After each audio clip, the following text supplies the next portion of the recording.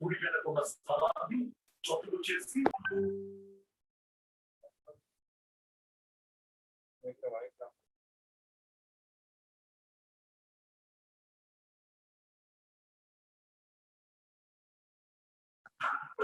గుడి వెనక ఉన్న స్థలాన్ని చదువు చేసి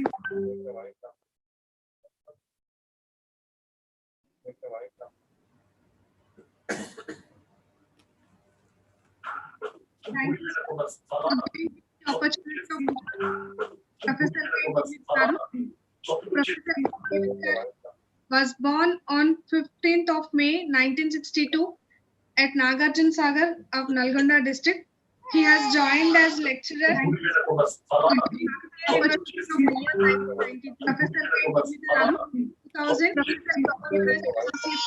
born on 15th of May 1962 at Nagarjun Sagar of Nalgonda district. He has joined as lecturer. Was born on 15th of May 1962 at Nagarjun Sagar of Nalgonda district. He has joined as Nagarjun Sagar of Nalgonda district. He has joined as lecturer. Was born on 15th of May 1962 at Nagarjun Sagar of Nalgonda district. He has joined as lecturer of Nalgonda district. Joined as associate professor. He was promoted as associate professor in the year on 15th of May. Sir has joined as Nagarjun Sagar has promoted as professor. He has joined as lecturer of Nalgonda district. Sir has worked as HOD of geology and UIS in geology for 4 times. Sir also worked as warden for the period of 1995 to 97. He also worked as secretary for sports board from the year 2005 to the year as HOD of geology. Sir also worked as additional controller of in the year 2007 to 2010. He also worked as controller of exams for geology from 2011.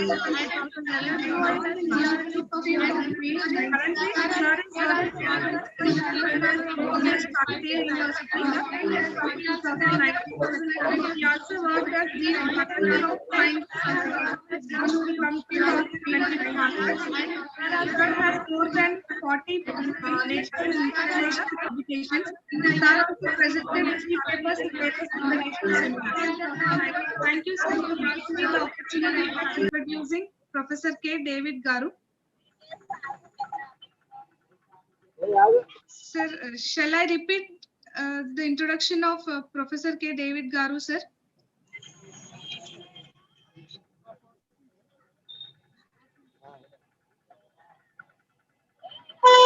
Professor K. David Garu was born on May 15, 1962 at Nagarjun Sagar, now current Nalgonda district. He has joined as lecturer at Kakatiya University in the year 1992 and promoted as associate professor in the year 2000. Sir has started his career as professor at Kakatiya University in the year 2009. He has worked as HOD of geology for 4 times and Board of Studies chairman in geology for 4 times. Sir has also worked as warden for the years 1995 to 1997. He also worked as secretary for sports board from 2005 to 2007. Sir has also worked as additional controller for a period of 3 years from 2007 to 2010. David Garu also worked as controller of exams for the period of 2011 to 2012. Currently, Sir is working as principal, University College Kakatiya University since 2019, and at present, Sir is Dean, Faculty of Sciences from 2021 onwards. Sir has more than 40 national and international publications Sir also presented 3 papers in various international seminars. Thank you, sir, for giving me the opportunity of introducing Professor K. David Garu to the session. May I now request Professor K. David Garu to deliver his valuable speech on this occasion. Thank you, sir.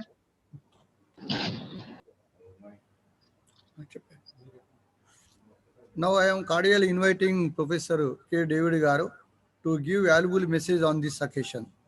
Thank you, sir.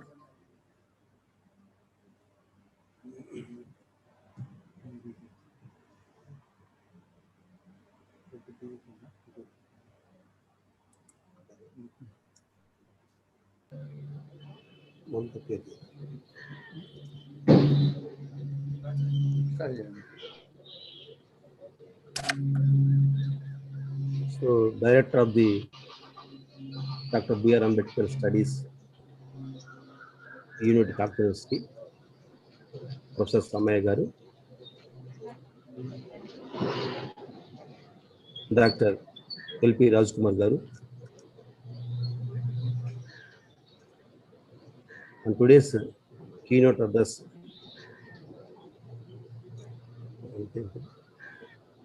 Satyapal Garu, and those who are listening, the devotees of the Dr. B.R. Ambedkar. So at the outset, I congratulate each and everyone on the occasion of the 130th birthday of Dr. B.R. Ambedkar. ఈ రోజు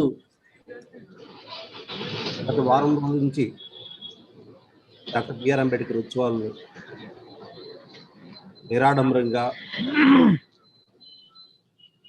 జరుపుకుంటున్న Kakatiya doctor BR Ambedkar studies centre Gadi Sammaiah గారికి మనస్ఫూర్తిగా అభినందన తెలియజేసుకుంటున్నాను. నాకు ఈ అవకాశం ఇచ్చినందుకు వారికి మరొకసారి కృతజ్ఞతలు తెలియజేసుకుంటున్నాను. ప్రపంచ కాలాన్ని చూసినట్టయితే క్రీస్తు పూర్వం క్రీస్తుకంగా మనం విభజిస్తున్నాం. అదేవిధంగా భారతదేశానికి వచ్చినట్లయితే భారతదేశాన్ని అంబేద్కర్కి ముందు అంబేద్కర్ తర్వాత అని మనం చెప్పుకోవచ్చు.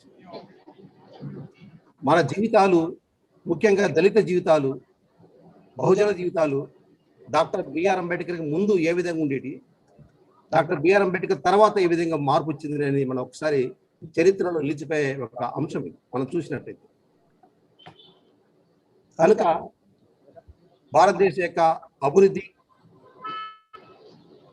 భారతదేశం యొక్క ఆర్థిక వ్యవస్థ, భారతదేశం యొక్క రాజకీయ వ్యవస్థ, భారతదేశం యొక్క విద్యా వ్యవస్థ, మొత్తం భారతదేశంలో ఏ పని చేయాలన్నా రాజ్యాంగం ద్వారానే చేయాల్సి వస్తుంది. దానికి మూల కారకుడు మన డాక్టర్ బిఆర్ అంబేద్కర్. భారతదేశంలో ఎంతో మంది మూఢనమ్మకాలను, సాంఘిక దురాచారాలను అంటగట్టడంలో ముందు వస్తున్నారు. క్రీస్తు పూర్వం గౌతమ బుద్ధుడు, ఆ తర్వాత వచ్చినట్టయితే జ్యోతిరావు పూలే, నారాయణ గురు, పెరియార్ రామస్వామి,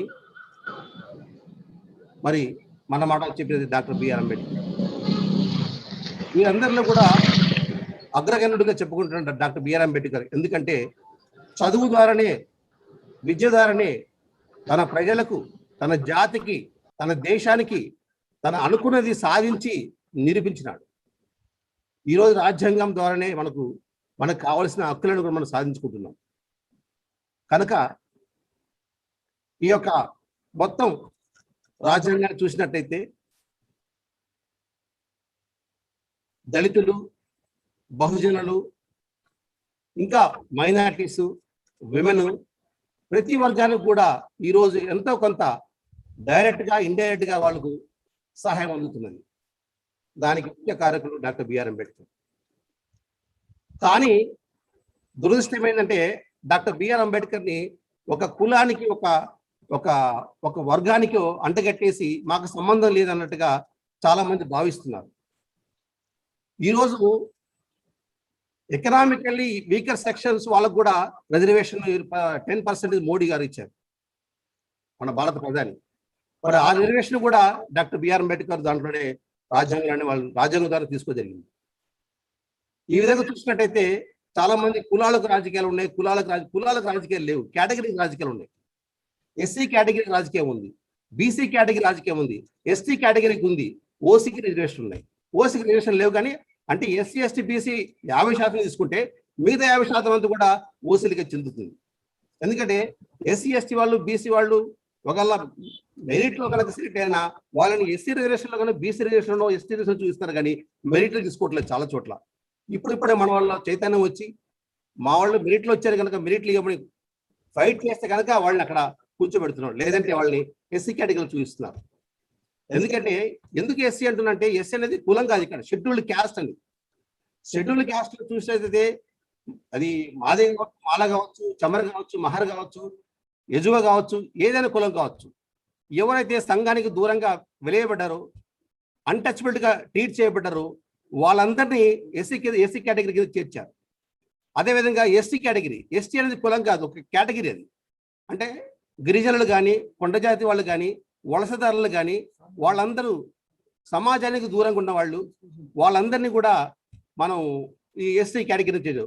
అది తీసుకోవచ్చు. బీసీ కేటగిరీ రకరకాల బీసీలు ఉన్నాయి, మంగళి, చాకలి, యాదవ, రకరకాల కులు ఉన్నాయి. ఈ విధంగా చూసినట్టయితే ఎస్సీ కేటగిరీలో మనం చూసినట్టయితే ఇక్కడ మాదిగ మాల అనేది ఇక్కడ అన్టచబిలిటీగా ఉంది ఎక్కువ తెలంగాణలో. అదే నువ్వు మరి కర్ణాటక చూసినట్టయితే అక్కడ ఈ రజక అంటే చాకలి వాళ్ళు అన్టచబుల్స్, వాళ్ళని ఎస్సీలో చేర్చారు అక్కడ. అదేవిధంగా బీహార్ పోయినట్టయితే యాదవులు బీహార్లో వాళ్ళు ఓసీకే ట్రీట్ అవుతారు, ఓసీ కింద ట్రీట్ అవుతారు వాళ్ళు. అంటే ఇవన్నీ ఎవరు చేస్తున్నారు? గవర్నమెంట్ చేస్తుంది. గవర్నమెంట్, రాష్ట్ర ప్రభుత్వం కానివ్వండి, కేంద్ర ప్రభుత్వం కానివ్వండి, ఈ కేటగరేషన్ ఏ కులం ఏ జాబితా కింద ఉండాలి అనేది చూస్తుంది. అదేవిధంగా ఇక్కడ ఒక ఎస్సీ కనుక క్రిస్టియన్ మతం కన్వర్ట్ అయితే బీసీసీగా కన్వర్ట్ అవుతున్నాడు, అతను ట్రీట్ చేస్తున్నాడు. కానీ అదే బౌద్ధులు కానీ సిక్కులు కానీ కన్వర్ట్ అయితే వాళ్ళ రిజర్వేషన్ వాళ్ళకి అట్లాగే ఎస్సీగానే ఉంటుంది. కనుక ఇవన్నీ రాష్ట్ర ప్రభుత్వం మీద ఆధారపడి కనుక ఇది డాక్టర్ బిఆర్ అంబేద్కర్ చేసింది అక్షరాల నిజం, వాస్తవం. 50% మించరాదని ఉన్నది. ఇప్పుడు 50% మించి కూడా 10% మరి ఎకనామికల్లీ వీకర్ సెక్షన్స్ అంటే అభివృద్ధి చెందిన కుల కొంతమంది ఎవరైతే వెనుకబడి ఉన్నారో వాళ్ళకి ఇవ్వడం జరిగింది. ఈ విధంగా చూసినట్లయితే మొత్తం భారతదేశం అంతా కూడా రాజ్యాంగం ద్వారానే, డాక్టర్ బిఆర్ అంబేద్కర్ రచించిన రాజ్యాంగం ద్వారానే ప్రతి చిన్న పని కూడా ప్రతి పెద్ద పని కూడా జరగాలంటే ఈరోజు మనం చూసేది రాజ్యాంగం. చాలా మంది మనువాదులు మాట్లాడుతుంటారు, మనువాదమా రాజ్యాంగం అనేది. రాజ్యాంగం మనకు కావాల్సింది. సెక్యులర్ దేశం అంటేనే 10 మంది రెడ్డి, కమ్మ, కుల, తర్వాత బీసీ, ఎస్సీ, ఎస్టీ అందరికి కలిస్తేనే అది ఒక సెక్యులర్ రాజ్యం అవుతుంది. ఏ ఒక్క కులం మీద కూడా నవ సమాజాన్ని నిర్మించలేమని డాక్టర్ బిఆర్ అంబేద్కర్ ఏనాడు చెప్పాడు. కనుక అన్ని కులాలు కలిసి ఈ సమాజం భారతదేశం యొక్క పునర్నిర్మాణానికి, భారతదేశం యొక్క సామాజిక మార్పు కోసం పాటుపడితేనే అప్పుడే డాక్టర్ బిఆర్ అంబేద్కర్ కళలు సాకారం అవుతాయని నేను గర్వంగా చెప్పగలుగుతున్నాను. ఎందుకంటే ఏ ఒక్కరు కూడా దీన్ని సాధించలేరు. ఆ విధంగా చూసినట్టయితే ఇప్పుడు ఎంతోమంది డాక్టర్ బిఆర్ అంబేద్కర్ సాయం చేసిన వాళ్ళు బ్రాహ్మణ్స్ ఉన్నారు. అంటే డాక్టర్ బిఆర్ ఏం చెప్పంటే, we are not against Brahmins and forward community, we are against the isms, Brahmanism, Reddyism, Kammaism, we are against isms only, not for the forward communities. అది సిద్ధాంతం. ఆ సిద్ధాంతం పెట్టుకొని ముందుకెళ్ళినట్టయితే తప్పకుండా భారతదేశంలో మనం మన పాత్ర వహిస్తామని భావిస్తున్నాను. ఎందుకంటే దక్షిణ భారతదేశంలో కొంతవరకు పర్వాలేదు, కానీ ఉత్తర భారతదేశంలో ఇల్లిటరసీ కారణంగా చాలా మంది దళితులు, బహుజన దళితులు చాలా అన్యాయాలకు, అక్రమాలకు గురవుతున్నారు. మరి చాలా మంది ఈ మధ్యకాలంలో వాట్సాప్ చూస్తున్నారు, చాలా బాధ అనిపిస్తుంది. ఒకరు వాళ్ళు కట్టలు తీసుకుని కొట్టడము, చేలో కనీసం మూత్రం చేస్తే ఒక అమ్మాయిని గుడ్డును బాధను చూస్తే కళ్ళముడి నీలికరణ సంఘటన జరిగింది. అంటే 70 సంవత్సరాలు దాటిపోయిన కూడా ఈ రిజర్వేషన్లు అందుతున్నా కూడా జనాల్లో సామాజికంగా వాళ్ళని మనసులుగా గుర్తించట్లేదు ఈ సమాజం. అంటే దీనికి ముఖ్య కారణం ప్రతి ఒక్కరిలో పరివర్తన రానంత కాలం ఎన్ని రిజర్వేషన్లు పెట్టినా లేదా ఇంకెంత చేసినా కూడా ఇది కాదు. సమాజంలో మనుషుల్లో ప్రవర్తన కావాలి. వీళ్ళు మనుషులే, వీళ్ళు మంచి వాళ్ళే, వీళ్ళ మంచి ఉంది, వీళ్ళ చదువు ఉంది, వీళ్ళ జ్ఞానం ఉంది, వీళ్ళ విజ్ఞానం ఉంది అని ప్రతి ఒక్కరు గుర్తించాలి.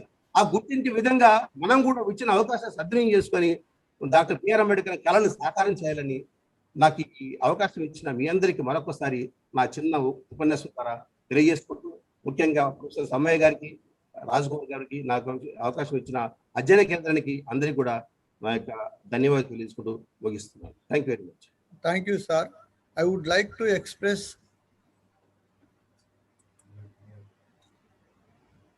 Thank you, sir. I would like to express our sincere thanks to Professor K. David Garu, Principal of Kakatiya University, Dean Faculty of Science, and Senior Most Professor in the Department of Geology, for excellent message on this ideology of Phule and Ambedkar. Thank you, sir. I am requesting Professor David Garu to accept our felicitation on this occasion.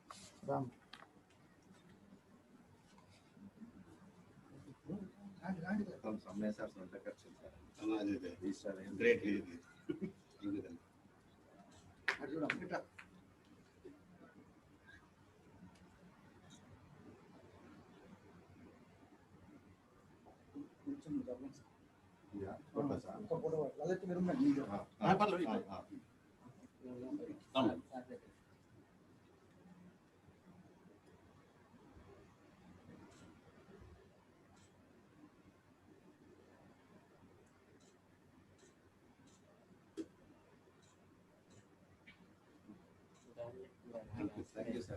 Thank you. Giving me a question. Great.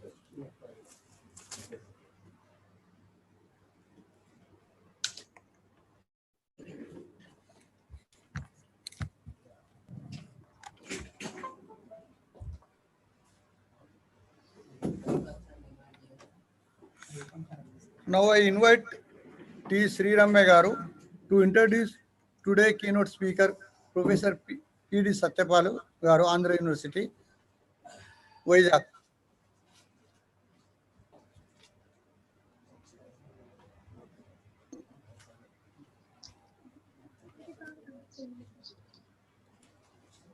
Thank you, Dr. Gade Sammaya Garu, Director, Dr. B.R. Ambedkar Study Circle, for giving me this privilege of introducing Professor P.D. Satyapal Garu. Professor Ponugupati Devanand Satyapal Garu. Professor Ponugupati Devanand Satyapal Garu was born on 31st of July 1962. He has graduated at Andhra Loyola College, Vijayawada in 1981. He has completed his Masters in Social Work at Tata Institute of Social Sciences, Mumbai in the year 1983. Sir has also completed his Masters in Anthropology at Andhra University in the year 1985. He has obtained his PhD from Andhra University on the thesis Dynamics of Inequality Among Tribes, a study of Araku Valley of Visakhapatnam Agency. Sir has worked as faculty at the Department of Anthropology, Andhra University since 1994. He has specialization in inequality, caste and tribes, cultural capital, cultural politics, anthropology of gender, livelihood studies, Dalit satellite nomadic caste, democracy, and human rights. He has published 57 research articles in various international and national journals. Sir has completed 5 major research projects and 1 minor research project funded by UGC, ICSSR, TCR, and TI and Tribal Welfare Department, Government of Andhra Pradesh. Sir was appointed as Commissioner of Inquiry by Government of AP for ascertaining social status of castes and tribes on 3 occasions. He also delivered lectures on social inequality, democracy, and human rights at USA, Boston, Columbia University in 2006, 2007, and 2013, and Tokyo Universities in March, April 2015. Sir also worked as member statutory committee for selection of professors, associate professors, and assistant professors. He was also an adjudicator for PhD work disciplines. Sir was invited to Columbia University, New York in the Centennial Conference commemorating 100 years of Dr. B.R. Ambedkar's admission at Columbia University and presented a paper on Baba Saheb Ambedkar, Pune Pact and the Cultural Politics. He also made a document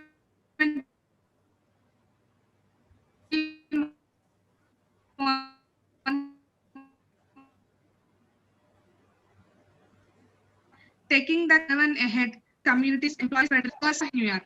He also delivered lectures at different academic gatherings in various universities in India, IIMs Ahmedabad, Kolkata, IITs Kharagpur, Kanpur, and in academic staff colleges of universities on issues of social importance.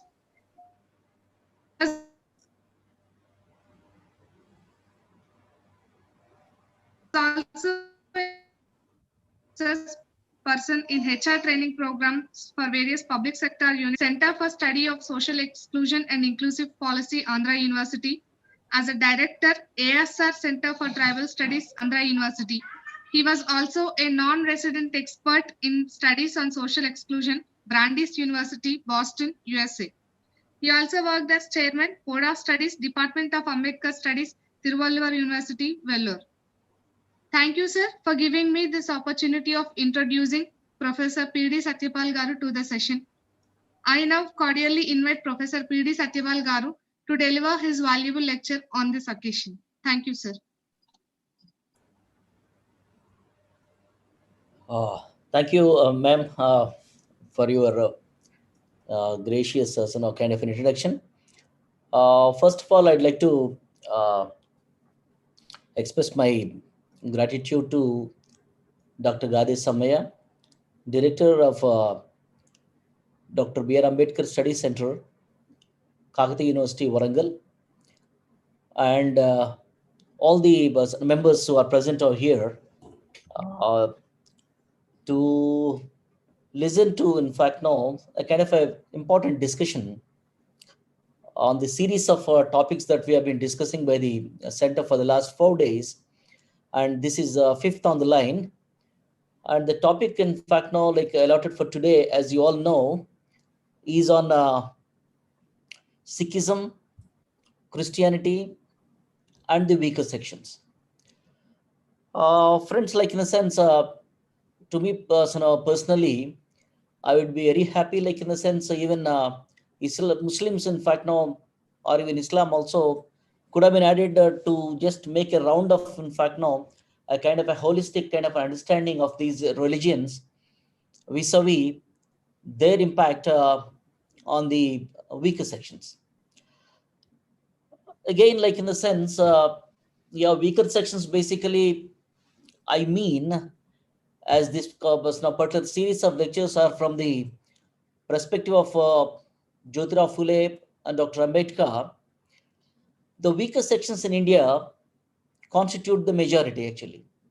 They constitute the Bahujans, actually. So we all know that Dr. Ambedkar has engineered an important facet into the Constitution of India, where we will not find in any constitution of the world that a different class, a unique class has been introduced in the Constitution of India. That is called a backward class. We have seen, in fact, now the rest of the world, the Marxian class, where, like in a sense, we see the rich, the poor, and the middle class, upper, lower, or middle class, in fact, in other words. But in Indian Constitution, we will see this word called as backward class. So what is the nature of the backwardness? The Constitution says that these are people who are backward. They are socially and educationally backward.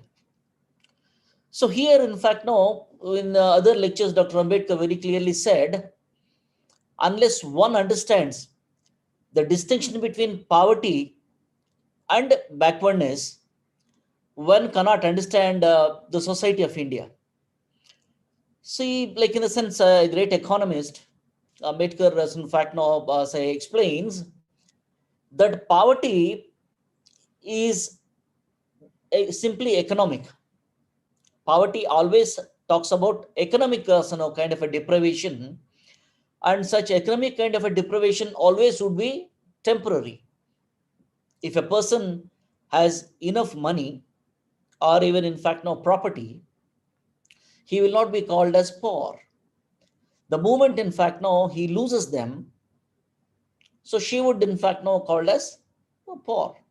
So therefore poverty is temporary and purely related to economic aspects, whereas the term backwardness, which is there in the Constitution of India, it talks about a systemic kind of an oppression, a systemic kind of in fact no the exclusion. So therefore it has, the system in fact now has deprived these backward classes in a variety of in fact no like in a sense areas. So yes, the Constitution talks about social backwardness, which also takes in the economic backwardness as well, because Dr. Ambedkar says, see, there is no just poverty in this country. For majority people, there is enforced poverty is there. So that is the unique feature of Indian society. So social, economic, they go together, and the economic backwardness, basically. These are the nature of backwardness in this country. And then when you say who are backwards, then they form the majority. The constitutional categories of scheduled castes, scheduled tribes, and other backward classes. So all these three, in fact, now form the majority of citizens of this country, and the socially, educationally backward classes form the major chunk, in fact, now in this country. So therefore, the title, in fact, now weaker sections does not denote, in fact, now a minority, as is the case with the rest of the world. In the rest of the world, we see, in fact, now only smaller sections. The minorities are oppressed. For example, if you take, in fact, now like the blacks in America, where recently we have seen the Black Lives Matter movement with the like in the sense public murder of George Floyd. So, what is the percentage of Afro Americans in United States? Their percentage is just 14.2%. And if we can add the Native American tribes, and also the kind of the Hispanics and other sections who are deprived or who are oppressed in America, they form a minority of 16.4%. So similarly, in the rest of the world, the people who get oppressed basically like are the minority. But in India, we will see the exact reversal of things. In India, the majority sections are oppressed. So what is the cause of this oppression? What is the root of this oppression basically? The root of the oppression goes, in fact, now relates to a system which we are calling it as Varna caste system. And the system basically, although it is a socio-economic or a social system, basically, it has its roots in the religion. So the kind of inequality which we talk about in this particular country and in this particular religion, which comes, in fact, now, I would rather, in fact, now I'm hesitant to call it as a Hinduism, because the word Hindu, we don't find any of these religious texts of Brahmanism where say that, like in the sense we take Vedas, Vedangas, Srutas, Smrutis, Aranyakas, Brahmanas, Upanishads, or even like Upanishads, like in the sense Puranas, Itihasas, we will never find that word called as Hindu. So therefore, we may not, in fact, like call it as a Hinduism, but it is rather, in fact, now befitting to call it as Brahminism, because that has been the academically and technically proven parlance in these kind of circles. So then, friends, the religion, which in fact now very clearly talks about, see, the distinction is, yes, we have several religions in the world, major religions or even minor religions. But what we will find in these religions is that the supernaturals, whether the gods or goddesses of those particular societies, they do not openly proclaim that we have created the people unequally in this society. So no god or goddess or no supernatural has ever claimed that they have created people unequally, except for the Brahminical gods. They themselves, in fact, know right from the Rig Veda, the Purusha Sukta, or to, in fact, know different kinds of these religious texts. The god, the Brahminical god, clearly says that he has created his people unequally. So, therefore, inequality basically has a divine sanction in this country and in this particular religion. So this is, in fact, now many of anthropologists are even, in fact, now probably you must have heard the very first lecture by Professor Kancha Ilaya. He called this as, in fact, now the spiritual fascism, where the God condemns the majority as the lowest, as unequal and very, very lowly. And in the name of the divine sanction, many of the, in fact, now exclusions have been imposed upon these majority sections of the society. So there, in fact, like we see, like we can understand the Varna as a social category, later becoming, in fact, no, the caste. So there is, in fact, no, a lot of time gap between the system of Varnas, and then later on they became the caste system. So many researchers, historical, sociological, anthropological, have very clearly demonstrated the transition of Varna into the caste. And along with, in fact, now the transition from Varna to caste system came the blueprint of villages in this country. At the same time, the kind of an imposition of a code. So therefore, like in a sense, if anyone like would like to know about the caste, probably like in a sense we would not see the caste. See, people say that there are 5 discriminations in the world, permanent discriminations in the world, and the 5, in fact, now are called as: one is race, racism; second is sex, sexism; third is region, regionalism; the fourth, basically, like in a sense, language, linguism; and the 5th permanent discrimination in the world is caste, casteism. I'm not talking about class, because class is always temporary. So if you take the 5 kind of discriminations, the first 4 are visible or tangible. Race is visible, because as you can see me, if I claim myself as Satyapal belonging to white Caucasoid race, I obviously know that you will smile. You will have a smile at me, because you can see race is visible, sex is visible, region is visible actually. At the same time, language, if it's not visible, you can, it is audible actually. But caste, my dear friends, we cannot see caste, we cannot touch caste, we cannot smell caste, we cannot listen to the caste. Caste has no physical properties, but if you ask a question whether there is caste or not, the answer, in fact, now comes in the affirmative. Yes, there is caste. Then if there is, where is like in a sense the physical manifestations of the caste? If somebody asks for a physical manifestation, then probably we should turn to the villages of this country, where around 75% of the people live in the villages. And the blueprint of every village, my dear friends, is the same, right from Kashmir to Kanyakumari, or even from Gujarat to Bengal. If you take a compass and go to any village in this country, pick up any village in the so-called, in fact, now more than 10 lakh revenue villages are there, you will find the Brahmins living in Agraharam in the same direction.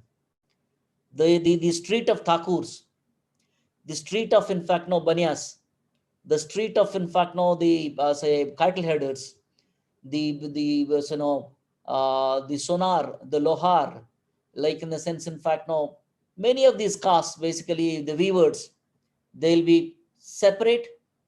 You will see the whole of village basically is say separated by several streets, and there is a say spatial segregation of households. So that is the manifestation of caste. Each street is in fact now inhabited by a particular caste group. This is a kind of a watertight kind of a compartment. Away from the villages, we will find in fact now separate quarters for the untouchable communities, maybe the village servants, the in fact now the leather workers, and also the bhangis.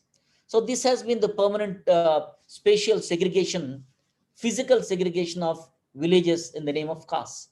So that manifests even today, and it creeps into even the urban areas, right? So if anybody asks a question, in fact, now as where is caste, just like in fact now somebody is caste blind, yes, the villages of India even today stand as a testimony. So the point here is like in the sense, who created caste? Then of course, obviously, the reference goes to the divine sanction.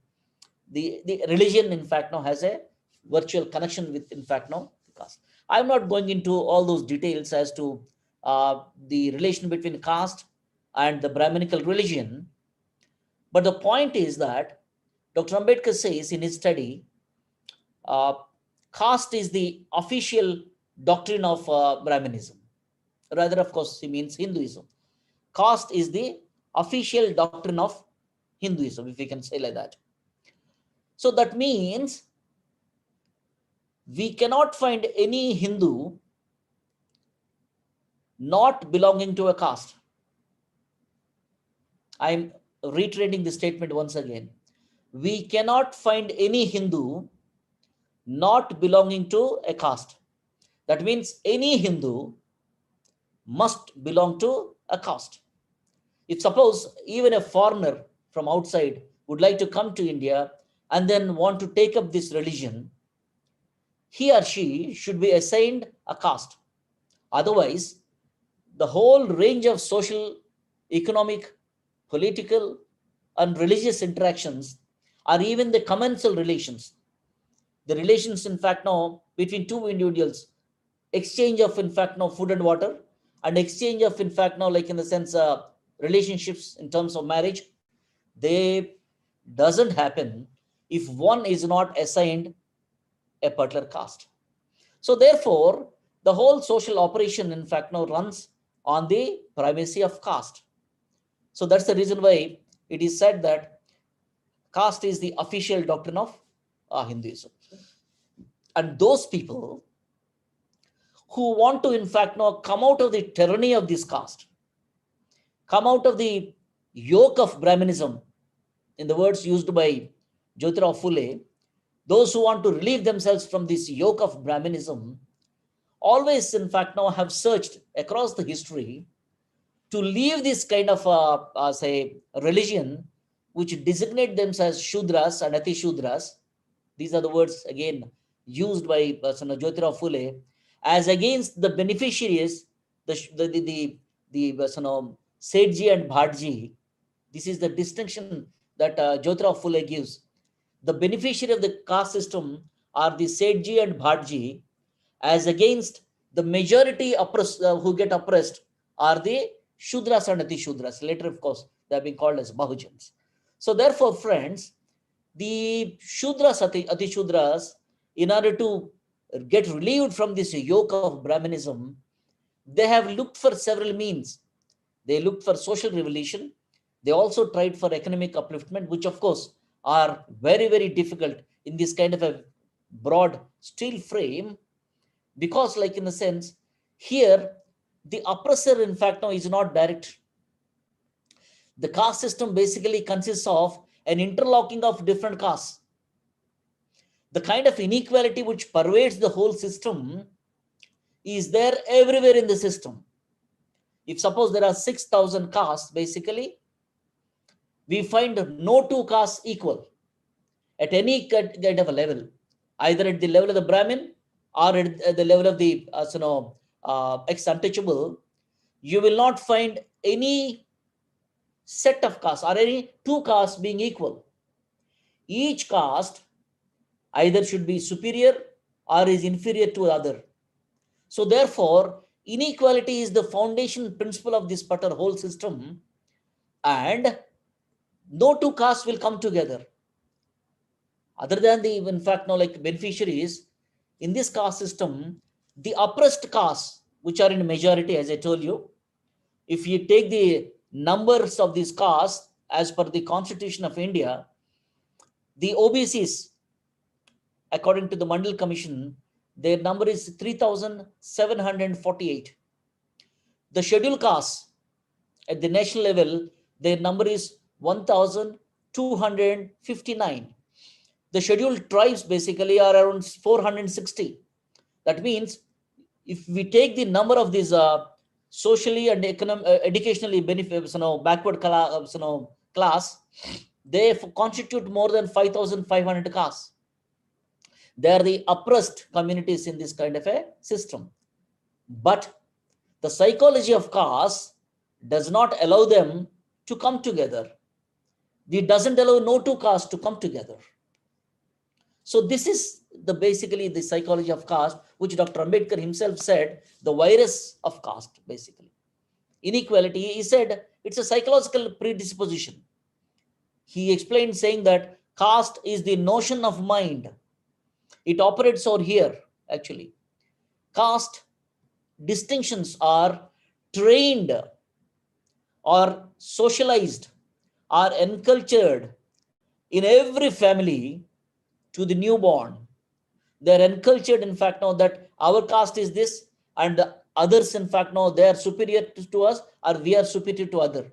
So this kind of an unequal kind of relationships are trained, in fact, now in the family, among the relatives, friends, and in the broader society. So therefore, these notions of caste, basically, as long as the system is there, supported by, in fact, now the kind of a religion, they never, in fact, now get weakened. So therefore, many oppressed communities from the scheduled castes, scheduled tribes, and OBCs, they looked for avenues to get relieved from this kind of a slavery, the tyranny of the caste system. So therefore, in the terms of history, basically, like in a sense, several religions came up. Along with the Vedic kind of religious system, in India there is another tradition called as Shramanic tradition, where the materialists, right from, in fact, now even before the Vedic times, in fact, the material ideas were there in India, basically. Even before the Aryans, in fact, now came in, brought in this kind of a Vedic Brahmanical kind of a tradition. The Lokayatas, the Charvakas, the Madhyamikas, the Sankhya, Kapila. Then you have, in fact, now, like in a sense, the Makkal Gosal, Ajivika, Ajita Kesekambala, and then you will have, in fact, the Jain, the Buddhist. All these traditions, basically, they are anti-Vedic, and most of them, in fact, now are materialistic, and sometimes, in fact, now some of them, of course, are hedonistic, basically. But they, all these kind of these traditions, they do not give any credence to the Vedas, actually. So even that kind of a tradition, many of these oppressed people, in fact, now they were attracted to into Jainism, Buddhism, Ajivikas, Lokayatas. In fact, there were several kind of things. Like in a sense, there were several Shramans, actually, the Parivrajakas in this country, into the history, where they have moved away from the oppressive, Vedic, and then Varna class slavery, actually.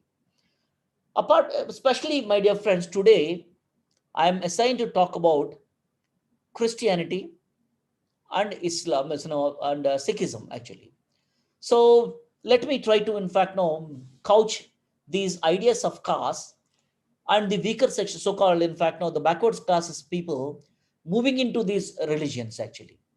So although the sequence in the topic was given as Sikhism and Christianity, I would rather put it historically, because Christianity, in fact, now historically is much older to Sikhism, because Christianity started from the Christ, and we know, like in a sense, in fact, no, the kind of a calculation of, say, the time period this year, in fact, now we call it as like 2021. So it is calculated from the AD, after Christ actually. So therefore, Christianity is around 2021 years old actually. But if you look at Sikhism, in fact, no, is a 15th century religion in India.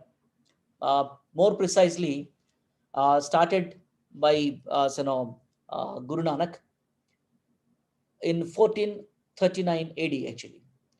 So therefore, it is befitting for us, in fact, now to talk about Christianity and then come to Sikhism from the perspective of the Bahujans, from the perspective of the socially and educationally backward classes of this country. So friends, if you look into the origin of Christianity and its spread across the globe, because right now, in fact, now Christianity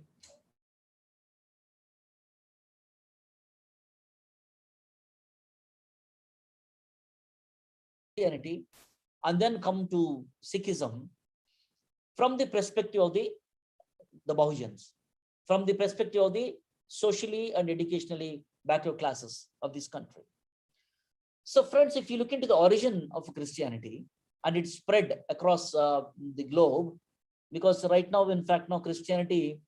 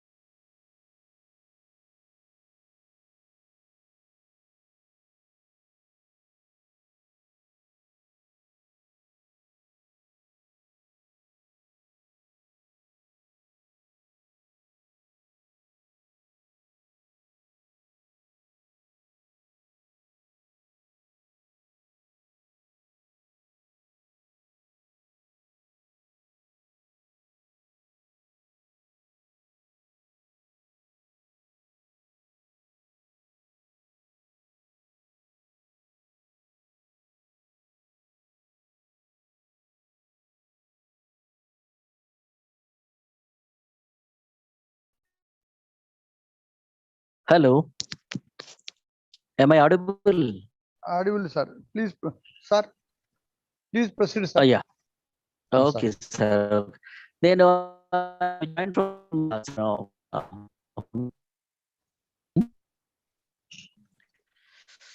yeah. Hello. Uh, can you, Hello. shall Sir, we please continue, continue? sir. Okay. Same. Sir, please continue, sir. Uh, I'm doing. Oh, no. I'm uh, big difference is that the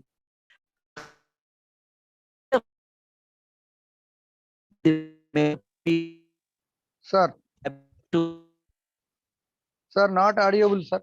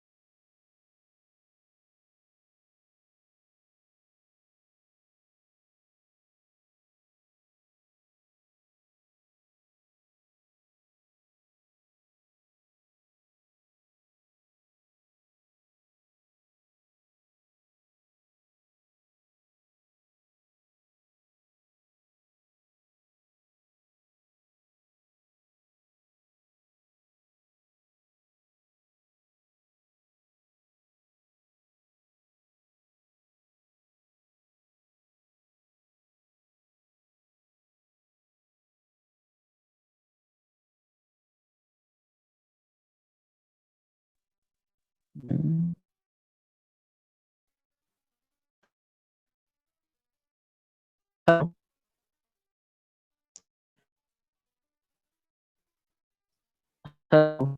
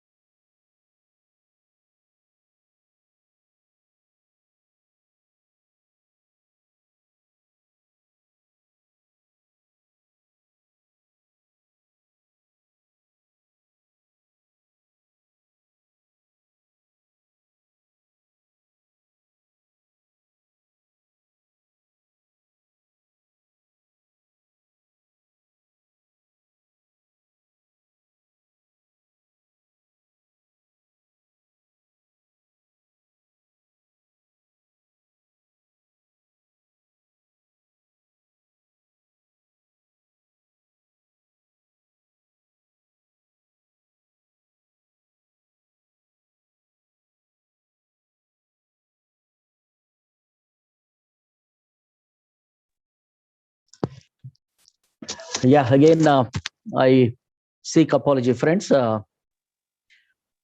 So the point which I'm trying to make is that uh, the majority of the oppressed sections, in order to, in fact, no, get out of this kind of a thraldom, they were looking for, in fact, no, a change of religion as one of the important kind of a avenues for bettering their lives.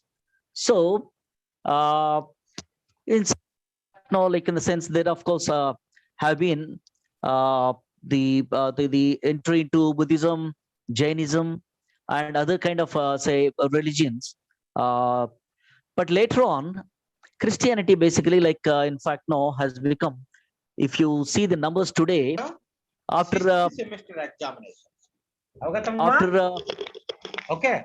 after the Muslims, in fact, no, like in a sense, the 15% of Muslims, what we find, in fact, no, Christians, they constitute around, say, Okay. So today, let us start the class because today I did not start the I would class. request the host to, in Tomorrow, fact, day no, after tomorrow. yeah, thank you. So today, if you can see the Christianity, like in a sense, the number of Christians, what we'll find is that they constitute around 2% of the total population of this country. So, and among the 2%, the almost say 78% of the Christians are the converts from the scheduled castes, scheduled tribes, and OBCs. So that being the say the situation, and six, of course, generally six, they constitute 1% of the population of India at present, and among the 1%, you will find 21% of scheduled castes into Christianity, Sikhism, and a little more, like in the sense, another 29% of the backward classes say into the six. And we find very few scheduled tribes in the Christianity uh, into Sikhism, I'm sorry, because like in a sense in Punjab, the number of scheduled tribes, in fact, is very few, except for the migrant Sansi community right now there in Punjab, in very few numbers.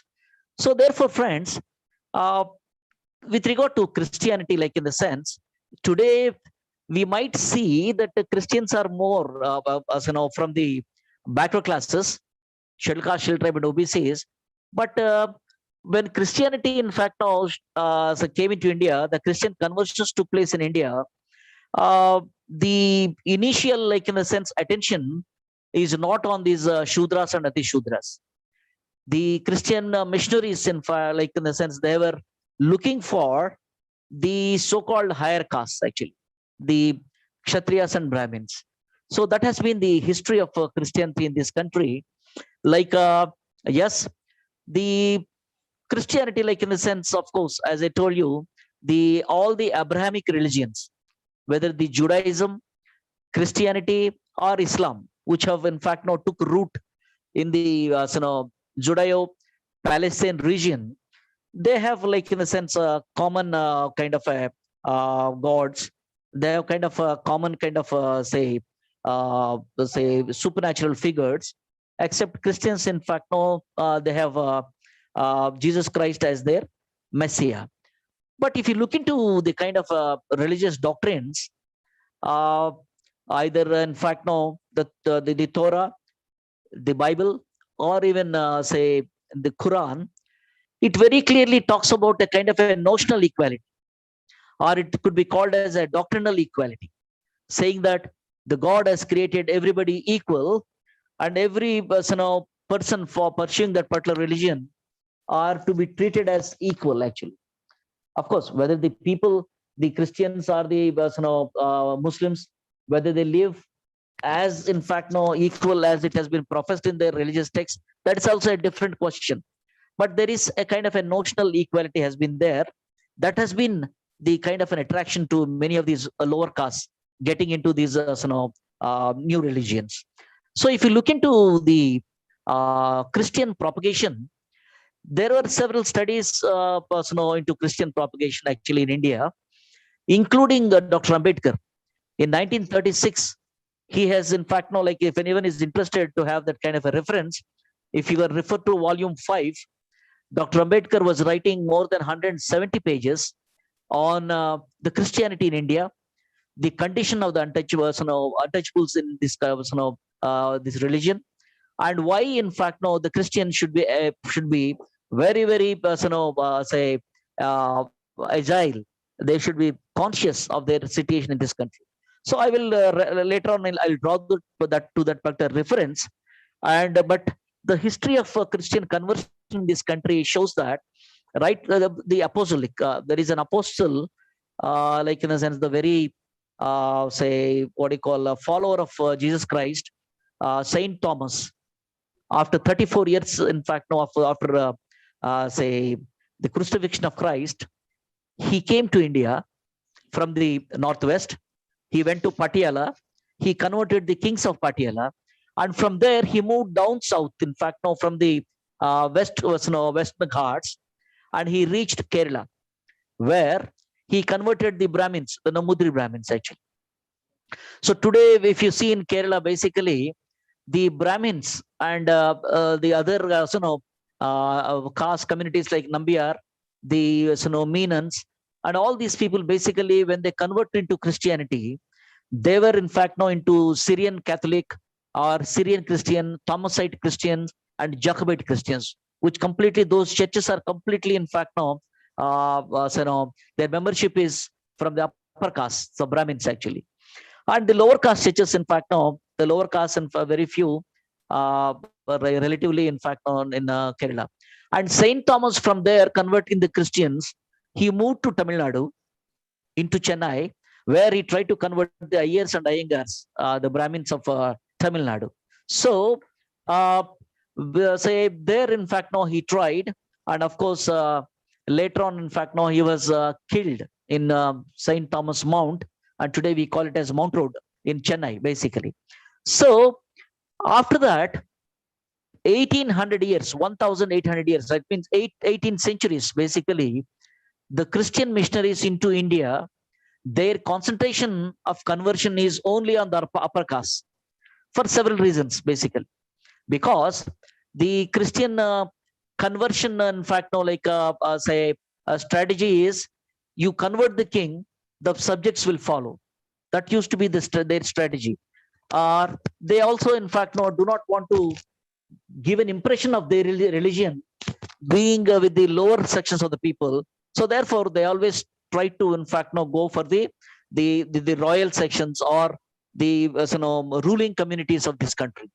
So therefore, till 1800 years, actually, or till 18th century, we find majority of Christian converts in India who are from the Brahmins and also some of the rulers actually. So the lower castes are not allowed by the missionaries to get converted into Christianity. So there is a history as to why the Christian conversions took place in the lower castes actually, lower communities. See, the East India Company, like in the sense 17th century or even 18th century and all, They came for trade and they suddenly started fighting wars. You will see the battle of, say, Plassey, like in the sense, to battle of, in fact, no, Kirki. So among all these wars, basically, the lower sections of the people, the scheduled caste, scheduled tribes, and some OBCs, they served as their soldiers. So after some time in turn of 19th century, when the East India Company had to hand over the administrative rule to the British Crown, they have decommissioned all these soldiers before they were commissioned again by the British say rulers. So because they were in the army, the lower caste, some of the scheduled castes and the OBCs and all, they learned how to read and write in English. So they started writing memorandums to the British Crown. So the British, basically, whatever they do it by an act of parliament. So when they have seen these memoranda requesting for education and betterment of, in fact, their living conditions, the British, say, king, he took a kind of by act of the parliament in 1816. The act of the parliament, in fact, came saying that the missionaries, the Christian missionaries, can also convert the lower caste. So therefore, the first ever Christian conversion of the scheduled caste took place in 1822 at Nagarkoil, Chennai. So thereafter, several missions, the Catholic as well as the Protestant missions, they came into India.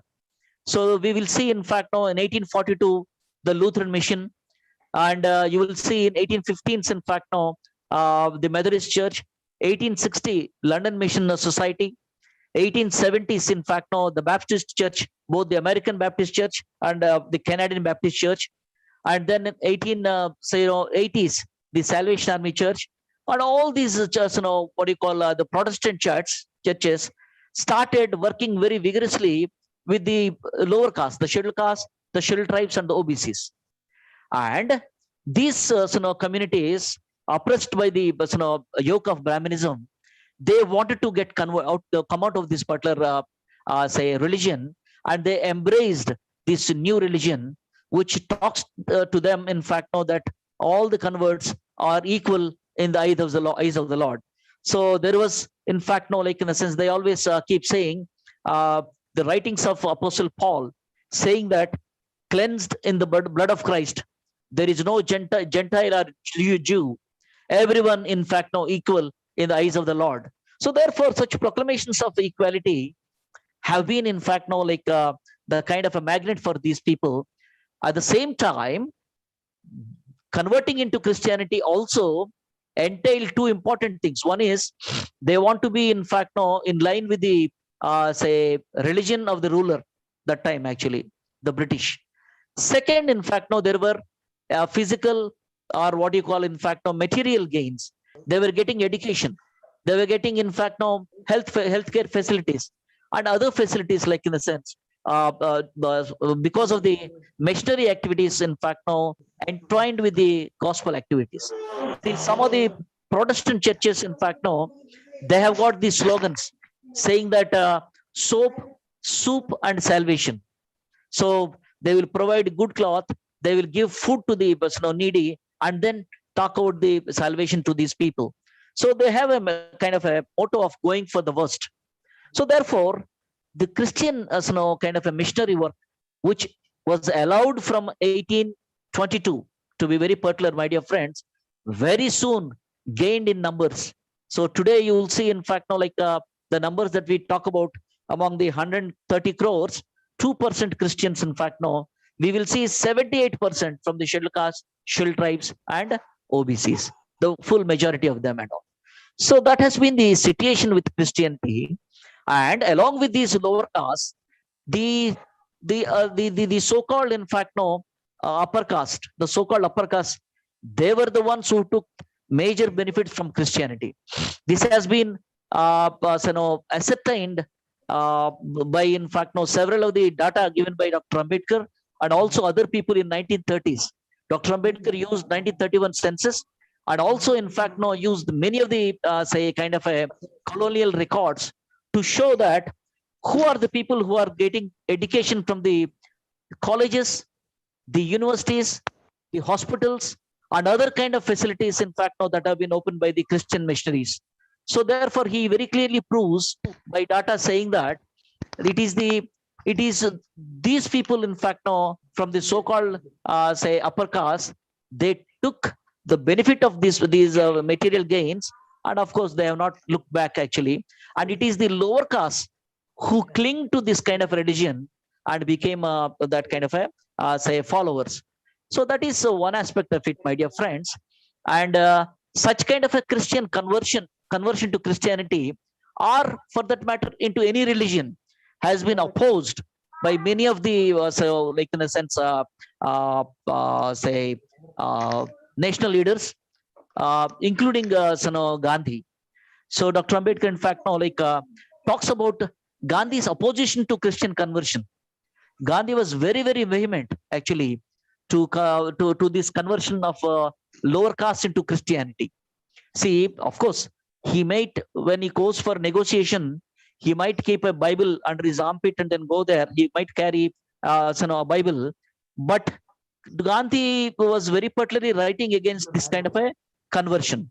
So the conversion, in fact, if I can quote from the Gandhi's journals, especially he has 3 journals in his hand. One journal is called Harijan, another is called the Young Indian, and the third, in fact, no, he was writing in say Gujarati, Navjivan.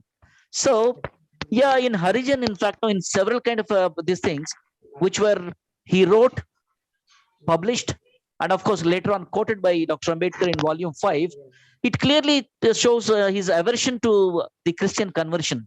He says that Christianity, in fact, the gospel is like a rose. It doesn't require any propagators actually. So therefore, you don't have to propagate. And he was saying that all these conversions, he was saying that all the conversions of the lower caste are not the conversions of the heart.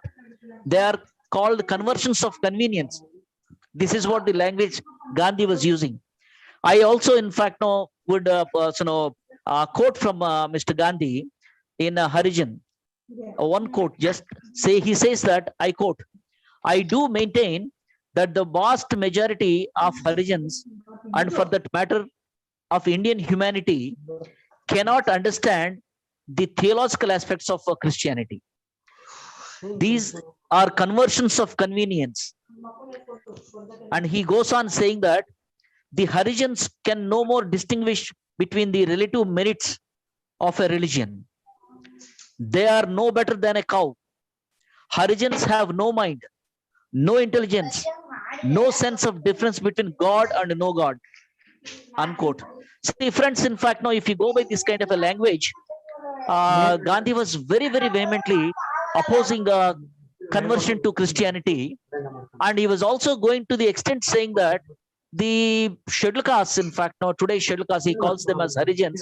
The scheduled castes have no mind, no intelligence, and no sense of difference between this God and that God. So therefore, he was demeaning their capacity actually as human beings. Of course, that is a result of his Brahminical mindset actually. So such kind of an opposition has been there. But in spite of the fact that these people have become, many of them have become Christians, but has the real equality say they do enjoy in Christianity? This is the moot question I'd like to place before you. Before, in fact, I move it to Sikhism, because most of the issues are there. I'm sorry, like in the sense I hear other voices. Host, kindly please unmute those voices. Thank you, sir. So, friends, even though people have become Christians, the virus of caste has very, very effectively entered into the Christian this thing. No matter what the gospel says, no matter what the doctrine says, that everybody is equal in the eyes of the God, but Indian Christians, they have in fact now imbibed caste into Christianity. That's the reason why caste is called as a virus, basically. So the caste has never, in fact, now, like in a sense, gone away from their minds. They carried caste into Christianity, and then couched it within the kind of a Christian kind of a church administration and all. So therefore, like in the sense, you will find the Brahmin Christians, the Thakur Christians. You will find, in fact, the Banya Christians. You will find different Christians by their own caste name, actually. Because, like in a sense, in Andhra or even Telangana, you will find the Brahmin Christian churches are different. The say the Kamma Christian churches are different. The Reddy Christian churches are different, actually. The Velama Christians are different and they have different churches. The Kapu Christians have separate churches. The Gola Christians or Yadav Christian churches are different. I can show you, like in the sense, around they're alive. And you will have the Mala Christians, the Madiga Christians, the Reli Christians. They construct their own churches. They worship Jesus in their own respective churches. They marry within their own communities. So, like in the sense, they marry within the communities, and they bury their dead in their caste-based graveyards. Of course, they are Christians, basically. The kind of a, there is a saying. They say that if Christ, in fact, now comes in the second coming, and Christ asks these people to leave their caste, they will say, kindly postpone your second coming. We just want to live like this, actually. So therefore, friends, caste even today has been a very important say social institution within Christianity. See, these people, they want to get liberated from the say the kind of inequality in the Brahminical Hinduism, but they became, in fact, Christians to become, in fact, equal citizens of this country. But unfortunately, the virus of caste followed, and today's Christians, basically, they are divided. As I tell you, my dear friends, caste is the operating force, in fact, in the Christians. But of course, they do not acknowledge that. They say that they say that caste has no role in Christians among the Christians. If you ask them, what are you, they will not tell you their social category caste. They will say that they are Christians. If you again emphasize, they say that yes, we don't have a caste, but we are Christians. But if we look into their social interactions and all, caste has been their important aspect with regard to their religious activity called as church, with regard to their social activity called as marriage, with regard to other kinds of, in fact, interactions. So this is the what you call the sad part of it. But after that, there are several kind of trends, in fact, within the Christianity. They're called as ecumenial, kind of a things and all. So this has been the kind of situation. Of course, I'll come back to what Dr. Ambedkar commented on this kind of a situation of caste operating within the Christians. Now we will go to Sikhism. Friends, we know Sikhism as a religion, basically, it has been a kind of a, not just a reformative religion, but it is a kind of a revolutionary kind of a composition by Guru Nanak. In fact, he himself comes from a caste called as Khatri. Khatris basically are the business communities in fact, in Punjab. See, in the undivided Punjab, like in the sense Punjab now is divided into India and Pakistan, in the undivided Punjab, and also into the farther regions in the northwest, in the Afghanistan, basically, this place, Afghanistan, and then this undivided Punjab, my dear friends, historically, if you can see, this is the doormat to Asia. Anybody who wants to enter into, in fact, Asia, either to India, to China, other lands and all, this is the land route for them, actually.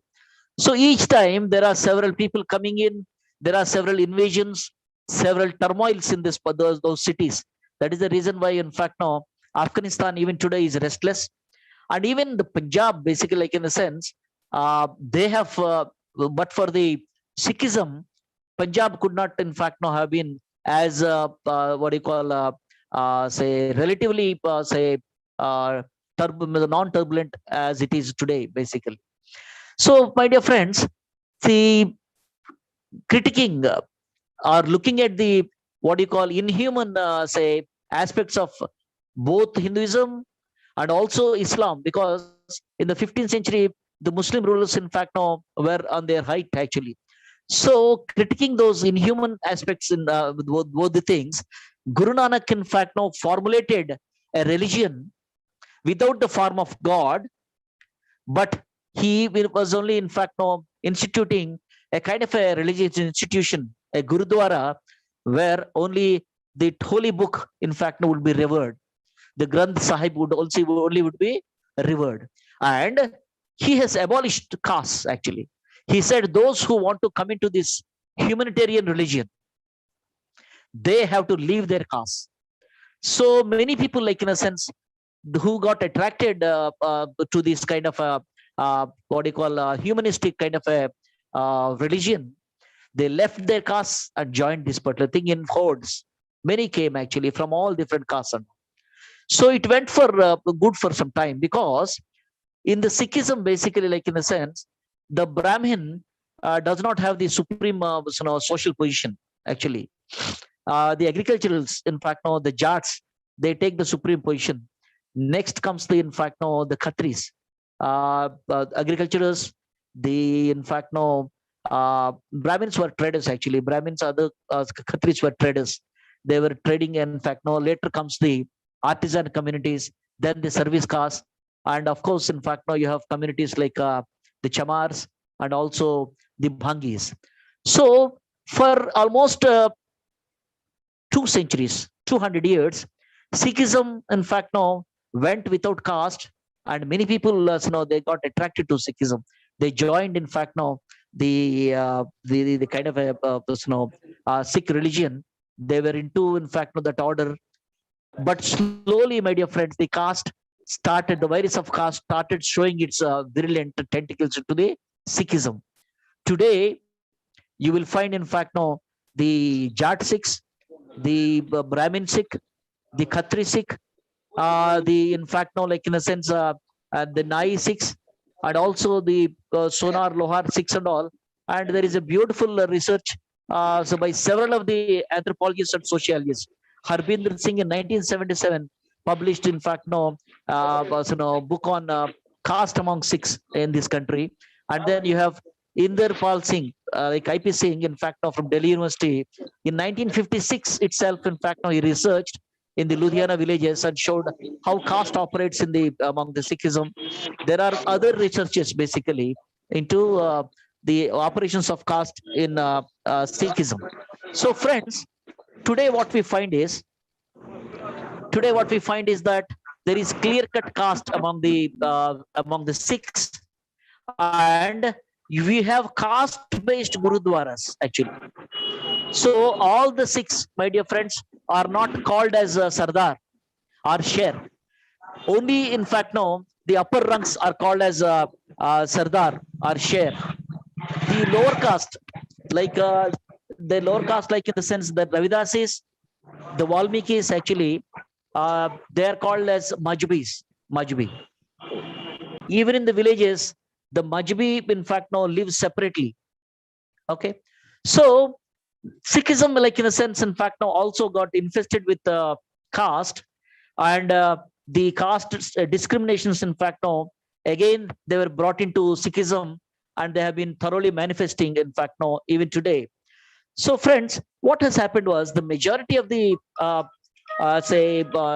scheduled caste, basically, the majority of the scheduled caste, they were in fact, in a sense, moving to other kind of what do you call say smaller kind of cults. So among the Chamars, basically, they started, in fact, worshipping the Ravidas, Sant Ravidas, basically, and they call themselves as Ravidas, Sikhs. And the Bhangis, the scavengers, who are also called as Valmikis, they started worshipping the sage Valmiki, actually. See, in order to move up in the social hierarchy, in order to get some kind of, in fact, social upliftment, they started following, worshipping the sage Valmiki, who is the author of Ramayana, saying that, in fact, we are much more, in fact, in the sense than the actual hero of Ramayana, who is called Rama. So they started calling themselves as Valmiki Sikhs.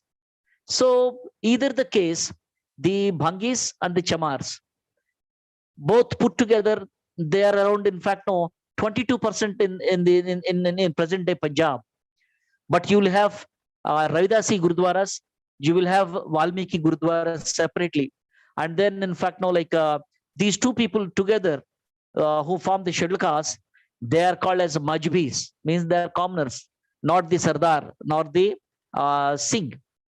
So, friends, when this caste operated, start operating in among the Sikhs and all, then you have slow infiltration of the Brahminical kind of religion through different kinds of cults. The Arya Mahasabha was working very vigorously during 1930s. Even from 1910, they have been working among the OBCs and then the lower caste. In fact, no, want to bring them to their fold. So even during the times, in fact, no, like friends, when Dr. Ambedkar, 1930s, in 1930s, Dr. Ambedkar had been to Amritsar, he had been to Jalandhar. Ambedkar, in fact, no, also have been, in fact, no, to other, the Pakistan, Punjab, today's Pakistan, Punjab. In fact, no, he visited them, and he also, like in a sense, accepted to be the chief guest of the Jat Path Todak Mandal, actually, which actually is, in fact, no, a reformistic Hindu Mahasabha kind of a outfit, and Bhai Parmanand and other people were the organizers, where Dr. Ambedkar agreed to be the chief guest and deliver their annual address. But when these people, they looked at the speech of Dr. Ambedkar, they were really shaken, because the speech itself is annihilation of caste, where Dr. Ambedkar was very scathing and very, very incisive in his analysis of Brahminical Hinduism, and asking the reason, explaining the reason why people should come out of it, actually. So therefore, those sort of reformistic elements are also there. And today, my dear friends, what we find is that the main Amritsar, actually the Golden Temple and the Prabandhak Committee, and also the main, in fact, important aspect, all are conned away by the so-called upper caste Sikhs. They will be either the Jats. You will find, in fact, different types of kind of a Sikh traditions, the Nihangs and other kind of those who in fact have get into the kind of a martial kind of a things and all. They are all from the upper ranks. Today, what we find is the caste-based Gurudwaras, where respective, in fact, Sikhs who belong to respective caste visit their caste-based Gurudwaras, live as, in fact, a kind of a unequal society. And the scheduled caste, basically, they have their own Gurudwaras. Along with that, there are some cults which have come into among the scheduled caste. You will hear the Deras. Probably many of you must have listened to the word called as Deras. Deras are the cults within, in fact, among the Sikhs, where there are such as Sauda. There are some people like Ram Rahim. Many of these people, like in a sense, my dear friends, their followers are from the lower caste, from the scheduled caste and the OBCs.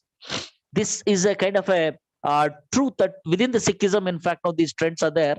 I myself, in fact, I have been to several of these Raidasi Gurudwaras and then Valmiki Gurudwaras, both in New York and also in Sacramento, California. And I had also been to other Gurudwaras, the Jat Gurudwaras, and also other Gurudwaras, in fact, run by the OBCs in Europe, in England, as well as, in fact, in US and Canada. So, friends, this being the case, can Christianity and also can, in fact, Sikhism be the kind of immediate, say, choice for the, the Bahujans or the oppressed populations of this country? See, the point here is, friends, any kind of a religion or any kind of a trend which talks about equality, which talks about doctrinal equality, which talks about notional equality, would definitely be detractive to these to the these oppressed communities within the Brahminical Hinduism. But however, what has happened with the Indian case is that these so-called egalitarian religions have also become stratified, have also become in fact now unequal. So the tentacles of caste in fact now have been very effectively went into the minds of the people, and they again started say like in a sense connected through their respective castes, and then the inequality in fact now kept on continuing. So therefore this change in religion could not become in fact no a very important kind of a notional change among these people, but for the fact that they have been in fact no educationally, economically, and in other kind of secular means, they have become thoroughly benefited by the change of religions. Actually, see, they have got education, like in the sense both from the Christianity as well as from the Sikh Gurudwaras. See, when they see that education fact now or work basically has no kind of consideration of caste. So therefore these people, the lower castes in fact no definitely they have benefited from this kind of a and importantly the psychological attitude, their attitudes in fact no that kind of a change of religion has given them that kind of kind of a feeling that they're away from this kind of a unequal kind of a this thing, and they have a new kind of a doctrine, new kind of interpretation, and they always in fact not talk about humanity, equality among human beings, and also the fraternity. But the point in fact now when I come to Jyotirao Phule, of course he did not say, he of course were encouraging people in fact now, like in a sense he did not thoroughly promote people to get into Christianity, but he was impressed because like in a sense at that time he has got that kind of a support from the colonial educational administrators for his revolutionary movements into education. Jyotirao Phule, Savitribai Phule, Fatima Sheikh, all these people like in the sense Mukta Salve, Ramabai, Tarabai Shinde, all these people at the time of in fact even Narayan Meghaji Lokhande, this is the team actually which brought social revolution in fact right from 1848 through the works of Jyotirao Phule. Jyotirao Phule had this team actually. At that time, the British in fact did not create any hindrance to them actually. So therefore they were a little in fact sympathetic or even little positive towards Christianity. But Jyotirao Phule in fact in 1890 he wrote a book called as Sarvajanika Satya Dhamma. He want to bring in all the positive humanitarian aspects of different kinds of religions, and he has brought them together, consolidated and couched them into a kind of a religious note called as Sarvajanika Satya Dhamma. Basically, he used that word Dhamma because, like in a sense, it has a Buddhist kind of a connotation. But Dr. Ambedkar, my dear friends, personally, as we know, he has been like trying to, in fact, he knew that he by 1930s or even before, Ambedkar has decided to leave this particular religion, of course. But Dr. Ambedkar never said that the scheduled castes, in fact, belong to Hinduism. He said they were outcasts, like in the sense they were never allowed. And this is the question that Ambedkar was asking point blank to Mr. Gandhi at the roundtable conference.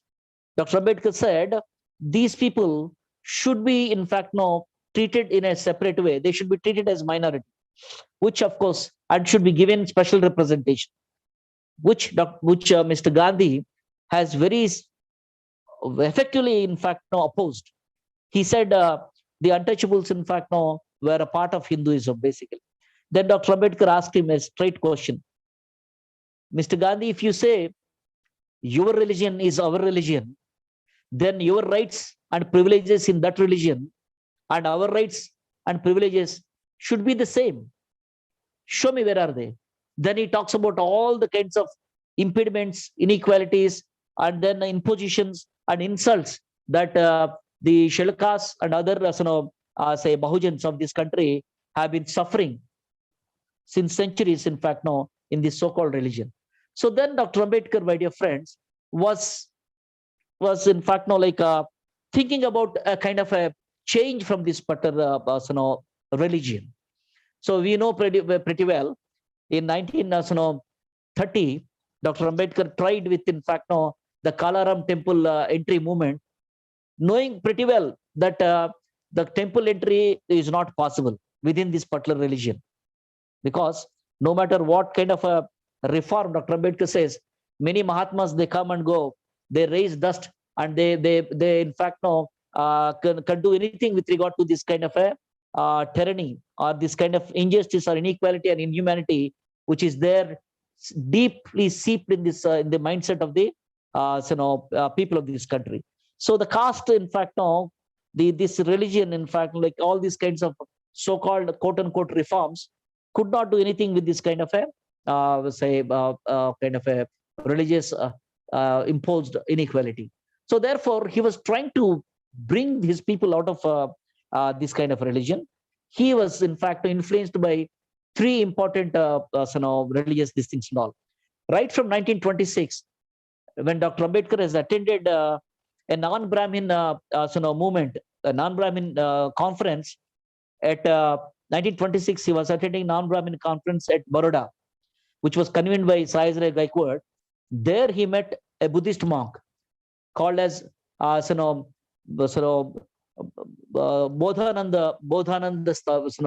Mahabodhi. So Bhante Bodhananda has been, in fact, a friend of Dr. Ambedkar for a long time and had a great influence. Of course, we know pretty well, later on, he was influenced by Ishwardatt Medhardi from Lucknow.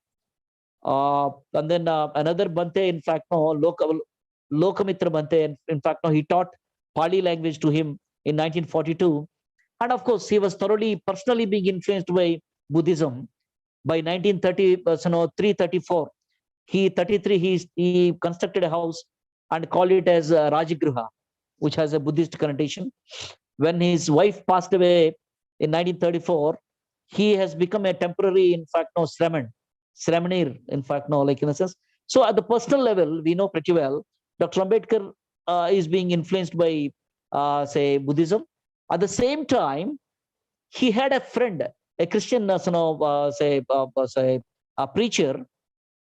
He was also, like in a sense, visiting Dr. Ambedkar, and they had many, in fact, like in a sense, discussions on different versions of Bible. Dr. Ambedkar, in fact, when some team of Christian missionaries came to him in 1936, he was talking about Bible and its versions. When they were quoting something, he said, which version are you quoting? The King James version, the Royal Ruby version, or the Gideon's International version?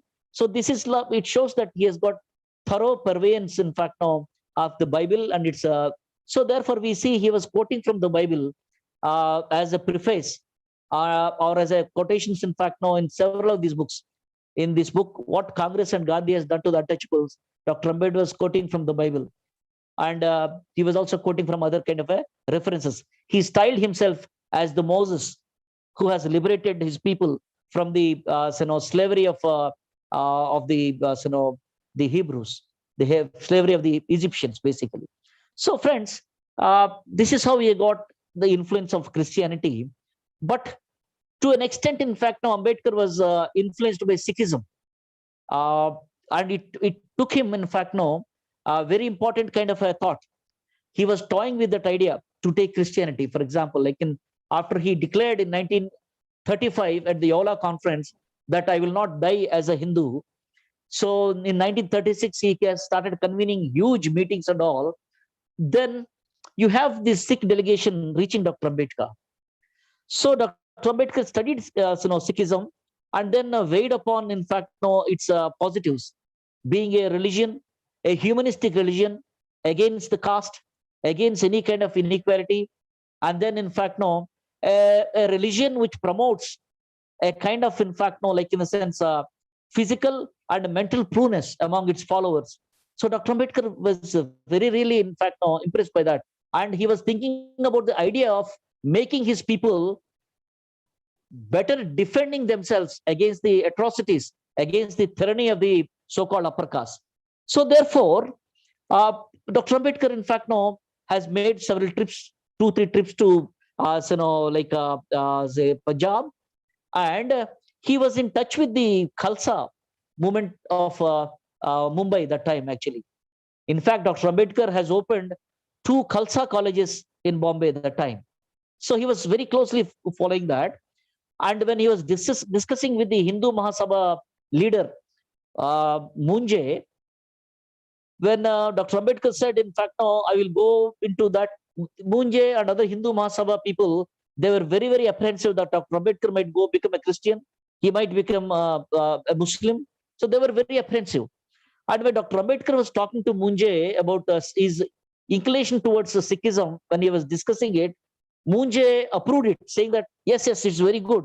Whatever you call it, Buddhism or Sikhism, they are the, in fact, no, younger sisters of Hinduism. Then, of course, Dr. Ambedkar very thoroughly criticized him, saying very clearly saying that, you wicked Brahmin old man. He commented like that, actually. So he was toying with the idea of Sikhism, of course, but at the same time, he was also talking about the perils of the Christianity, what would come. Because in the very 1930s, we know in 1922, Hindu Mahasabha was formed, and in 1925, RSS has been formed. So he knows the mechanizations of the Hindu Mahasabha and RSS and their Hindu project. Ambedkar was very aware of that particular thing, and he was talking vehemently against that particular formulation.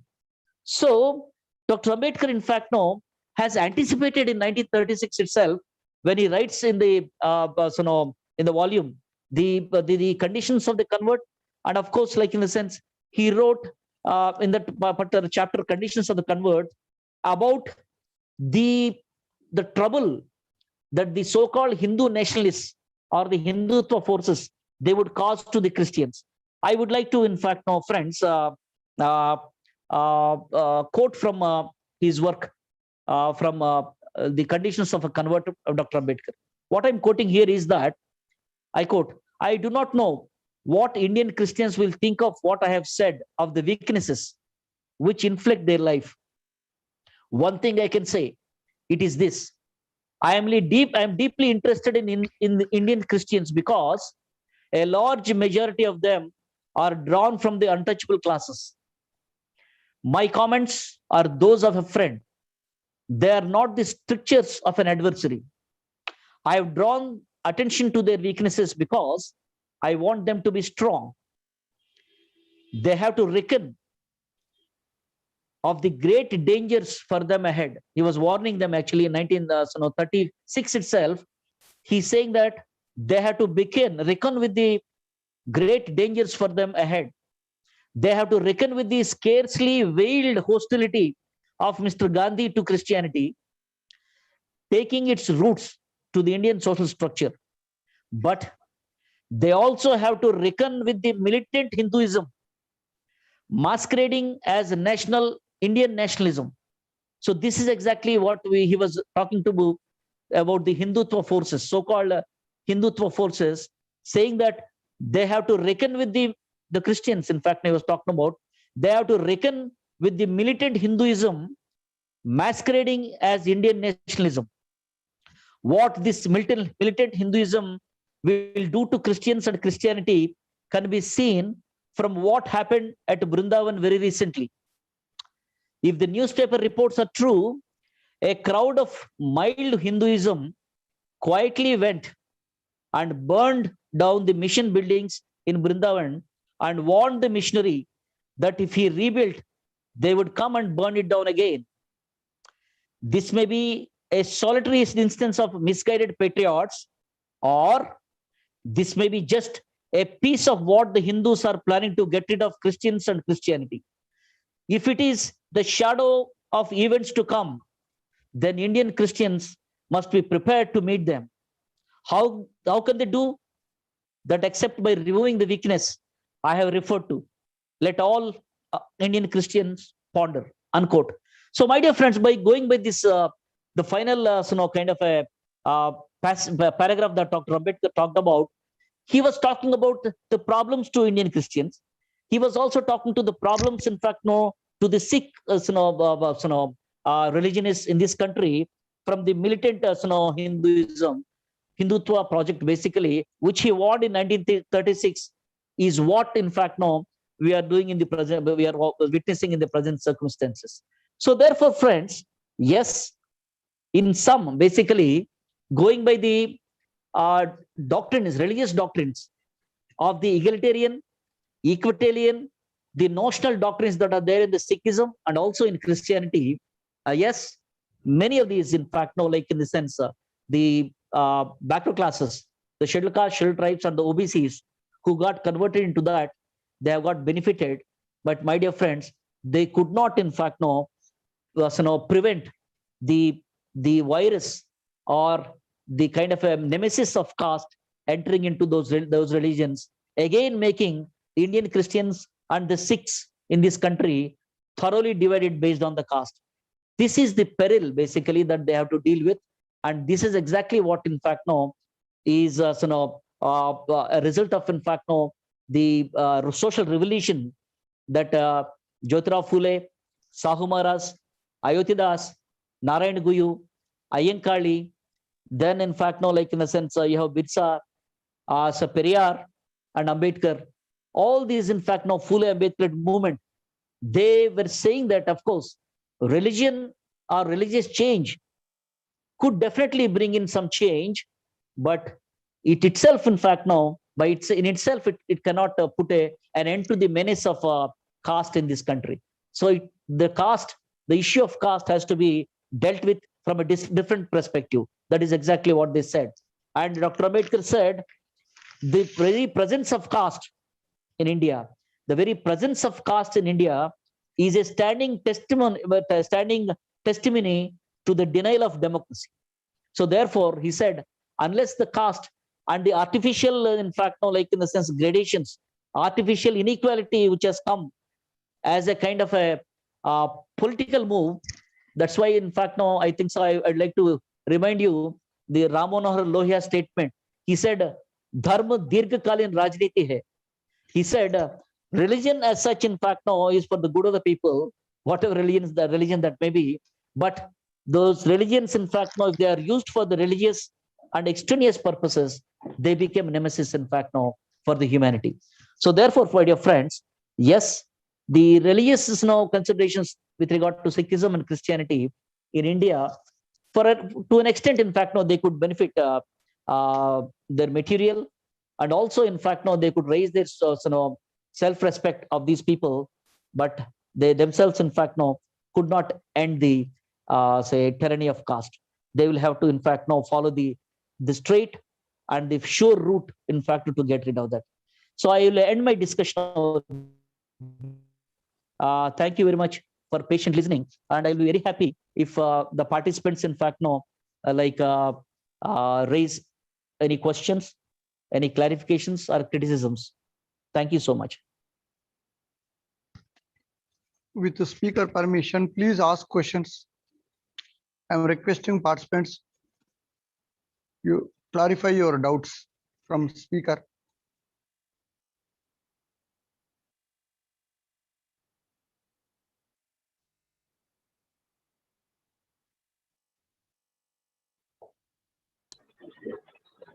Hello. Hello. This is Vipul Naikwar from Satara, Maharashtra. Sorry. Hello. Am I audible? Sir, could you repeat the name of the book which said Harvinder Singh in 1977? I just want to know the title. Yeah, the title of the book is Caste Among Non-Hindus in India. Caste among non-Hindus in India. Caste Among Non-Hindus in India, published in 1977. Okay. Thank you, sir. The publisher is National Publishing House, Delhi.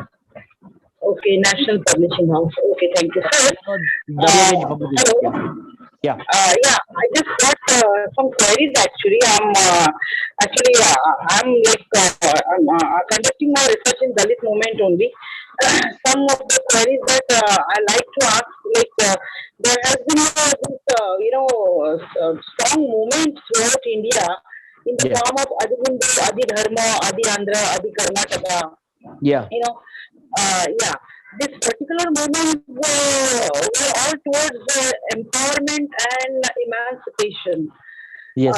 In spite of their being very rigorous and very sort of very assertive, these movements in the later period they have lost their importance in the sense that they were not that much influential among their own community itself.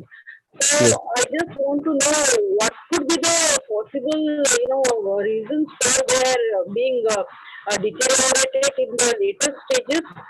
Another thing is that this mazhabis that you're talking about in Punjab, there are Raidasis, Ravidasis, and the Ramdasis as well. Especially with respect to the Dalit mazhabis in Haryana, I will say that these people, instead of creating the consciousness and the awareness among their own community, these people they are drawn much towards the saffron flag, saffron parties, and they are joining hands with the saffron parties just to make the political benefit. But these communities, they never ever actually compel the saffronist party to take on the agenda of caste annihilation as their political agenda. So they have failed there. Actually, even they have not gained any political benefit out of their front or their unity with the saffron party, but rather I will say they are sort of eroding much more towards creating for themselves one caste of theirs and their identity and the profession as a crystallized. So it is not anyway getting winning out on. So that is the another question. Yeah. Can I go ahead with these two questions before you Yeah, ask another one? last one is that this particular caste, respect to the caste eradication, Dr. Ambedkar said, I have got a plan. And space makes much more difference actually. It was a complete plan of resettlement of all the population from the fringes. What you will say on this? Yeah. Can I go ahead, ma'am? I will take you. I will answer the first question. See, this Adi movement, basically, of course, since you are researching on that, this Adi movement has been initiated by Ayutyadas from Tamil Nadu. I think so. You would be very well know, but for the benefit of others, in fact, I've been discussing this. This Adi movement was started by Ayutyadas in 1893. 1893, when he started at Nilgiris and all, he started with the slogan saying that we are Adi Kudimakkal.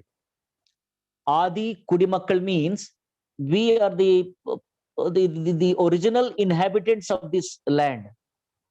So he was in fact referring to this kind of this thing, like 1893, even before 1893, if you refer to Mahatma Jyotirao Phule, he is the one who first talked about the Aryan Dravidian kind of a say kind of a divide.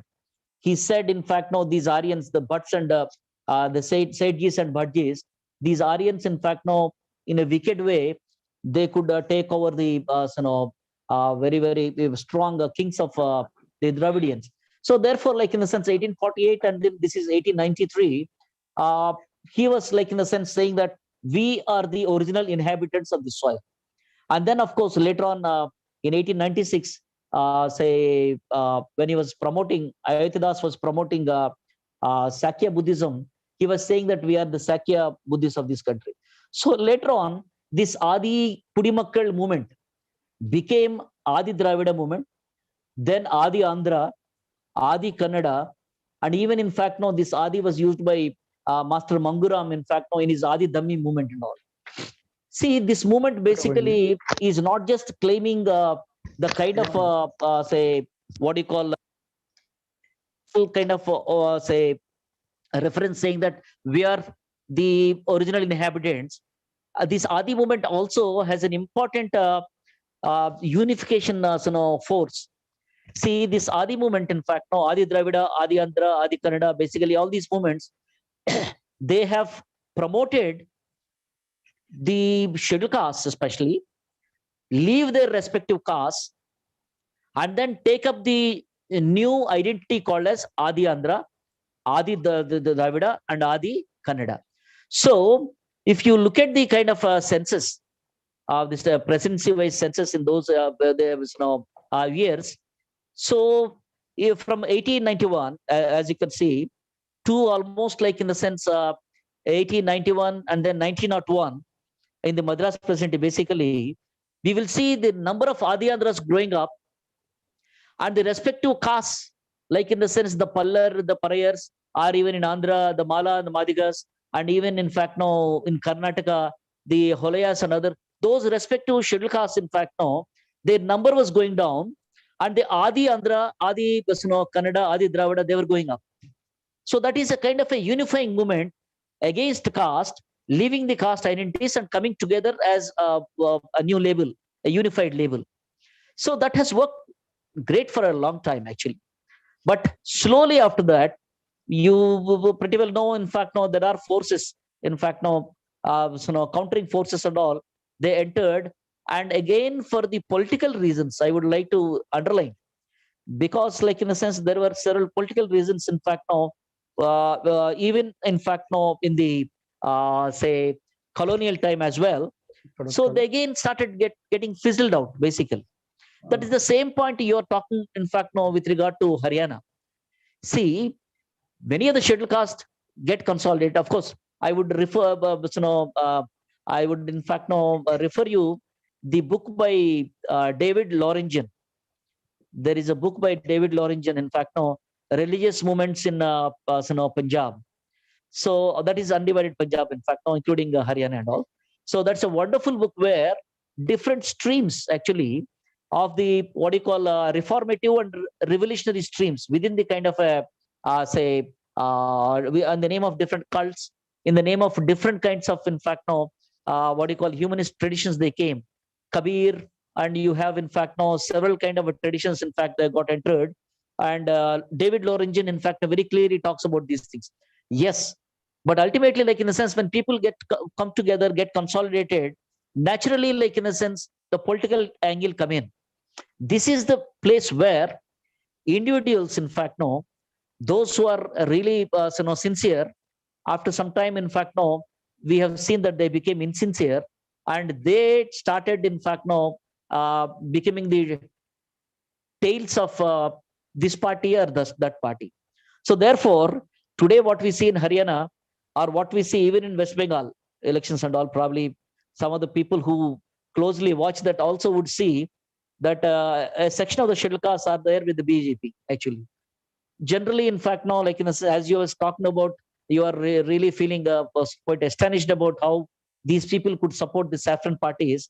If you look into West Bengal, they should not be doing it, actually. See, the Muslims in West Bengal, actually, and the scheduled castes, grab, like in a sense, in fact, no, they are of the same strength. If they are together, naturally, in fact, that would become a very, very viable, very formidable, in fact, now political clout.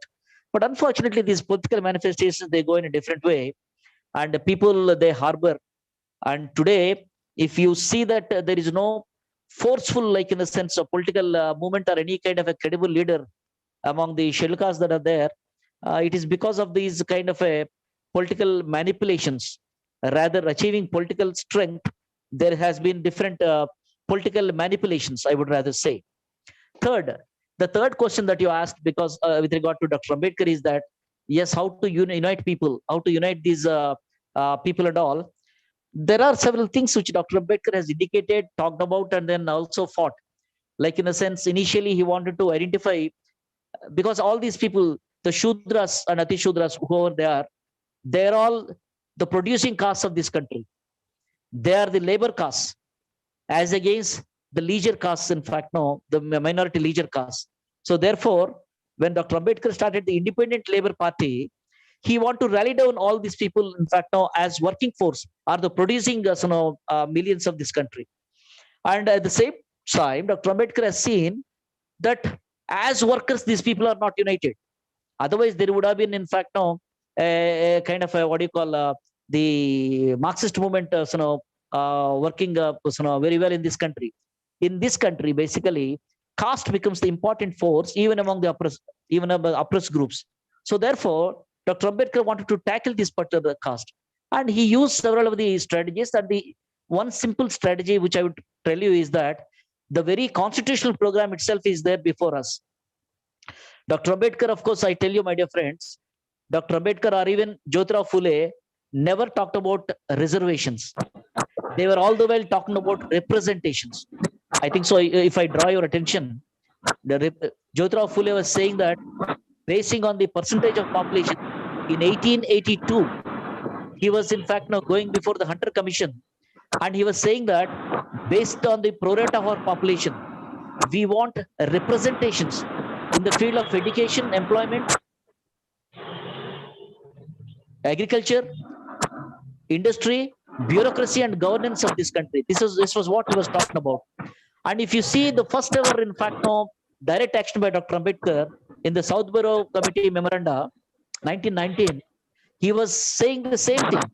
Dr. Ambedkar is saying representation is the bedrock of a democratic society. So therefore, he said he never wanted reservations. Ambedkar said reservations, a word which has been used by the colonial governments wherever they have given anything to the natives, like in fact now the land, the desert land for the displaced tribes of America, they call them as reservations. In Africa, in Australia, the land was, these people, the native people have been uprooted and they were settled in very unfavorable lands. They called them as reservations. But Dr. Ambedkar said, I am against the culture of reservations of the Brahminical society, where education, ruling, economy, in fact, now all are reserved for certain sections for 100%, implemented 100% over thousands of years. And he said even service is reserved for the these lower castes. So therefore, he said, I am against the culture of reservations, but I am for the culture of representations. So therefore, what we got in the Constitution of India as Article 15 and 16 is as a result of culture of representation. You will see those words are there in the Constitution. Adequate representations to the socially and educationally backward classes. Fine. So in the constitutional program, people in fact now understood Article 15 and 16 as just few seats in the colleges or few seats in the education institutions or few seats in the government employment. But there is a philosophy of unity actually in that particular program. By creating these categories of including these castes, like in the sense, the schedule of caste, schedule is a list, schedule of a caste wherein all the people who are untouchables, unapproachables, unseeables, who are unequal among themselves, all people have been brought together under the philosophy of unity, under the same victimhood called as untouchables. The schedule of tribes who are isolated, they were all brought, they are different. And the other backward class, who the very constitutional term says they are also backward, but they are other than the scheduled caste, scheduled tribes, and the whole majority of this country, 52% of castes, in fact, now like in a sense, 3,748 castes are brought into one single list and are brought into one single label. If caste divides, these categories, in fact, now are intended to unite these people, basically. If the scheduled castes, they come together as scheduled castes, knew about their respective unequal castes, and if scheduled tribes, in fact, now come together as scheduled tribes, united scheduled tribes, if OBCs come together as OBCs, that definitely, in fact, now the kind of a, what do you call, a collective collection or unity of the oppressors would come, and that becomes a grand majority in a democratic setup. So there is a philosophy of unity, and there are other mechanisms which Dr. Ambedkar talked about. I think so that will take a lot of time. Probably we can in fact now reconnect sometime later. Thank you. Sir, one more question. Sir, did Ambedkar not aware of the goodness of Hinduism? This question from participant. Ambedkar is not realizing the goodness. not realize Sir. the goodness of Hinduism. Okay. Yeah, very excellent question. Fine. But before asking, there's a lot of disturbance, sir. Please mute the audience. Yeah, the person who asked this question, in fact, no, I would rather say refer to that participant a book which is called Volume 3, Writing and Speeches of Dr. Ambedkar. It's a wholesale, in fact, no, thick book. The title is Philosophy of Hinduism. So where Dr. Ambedkar has very thoroughly analyzed, interpreted from the authentic sources, in fact, no, of the Vedic and non-Vedic source and all, shows, in fact, no, the difference between a religion of rituals and rites rather than religion of principles and, in fact, no, of some other things and all. So therefore, it's a wonderful kind of a question, very deep question and all. Yes, Dr. Ambedkar analyzed the whole of Hinduism, but he said the religions must be judged by their social products. Whatever may be, like in the sense, the philosophy of Hinduism may be, but the social product of Hinduism basically is an unequal Varna caste system, which promotes enforced poverty, which in fact no dehumanizes the majority, which in fact no, like in a sense, say demotivates any kind of innovation, any kind of knowledge acquiring, any kind of, in fact no, like in a sense, break into some kind of a modernity. So therefore, the social products are not say humane.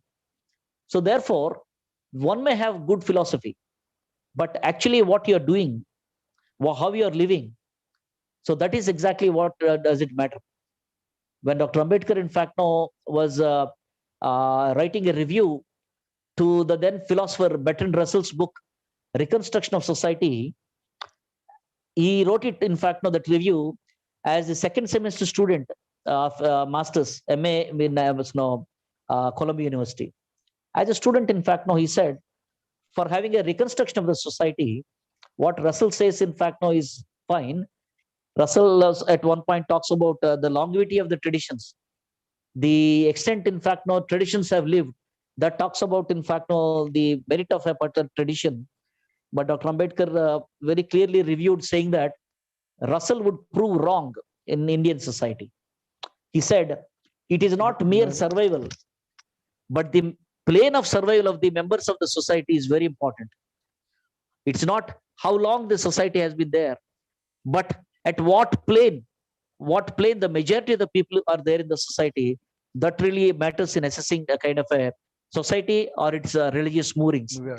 So therefore, I would in fact now suggest the questioner to refer to philosophy of Hinduism to understand more deeply about Dr. Ambedkar's understanding of the Brahminical scriptures and the understanding of its philosophy. Yeah. Sir, one more question, sir. Please. From Grishma.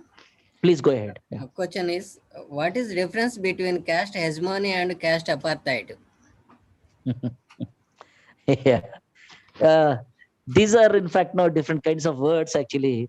Whenever we talk about hegemony, that word is a Marxian word, most popularized by Antonio Gramsci.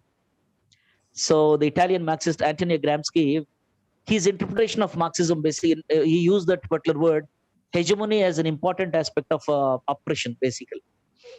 Apartheid, basically, like in a sense, is a kind of a word which has become popular from South Africa.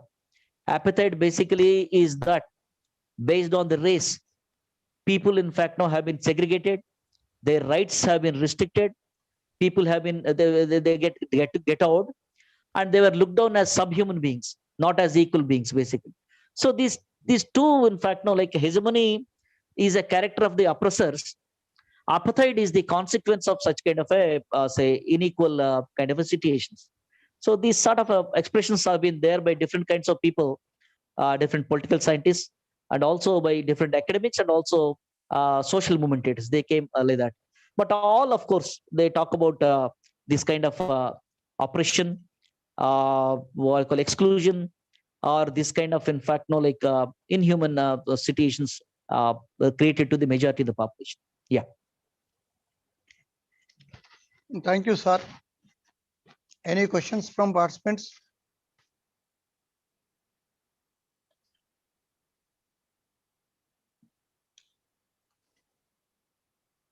I should mention deep meaning of acknowledgement and simple word of thank you, maybe less for the time spent by Professor P.D. Satyapal Garu. Despite of his busy schedule, Professor Satyapal Garu could make his time to deliver an inspirational lecture on this occasion, entitled Sikhism and Christianity and Weaker Sections. This is really good lecture, sir, and hopefully inspirational, knowledgeable, and informative, historical, thought-provoking, nice sessions, sir. This information may be reached to every participant. You have spent your valuable time for sharing such wonderful message with the participant. We are very much thankful to you, sir, for spending your valuable time for this program.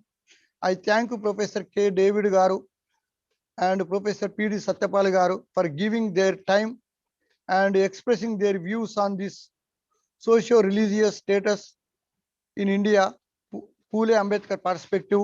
I also thanks all the participants for joining the session. Thank you one and all. Session will be continued tomorrow afternoon at the same time. Before leaving the hall, please fill the attendance link. Thank you, sir. Yeah. Thank you so much, sir. Good evening. Thank you.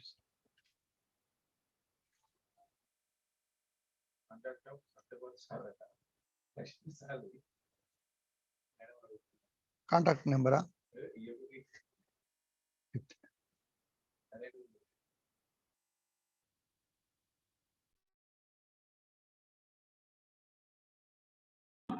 Hello, Sumaya sir.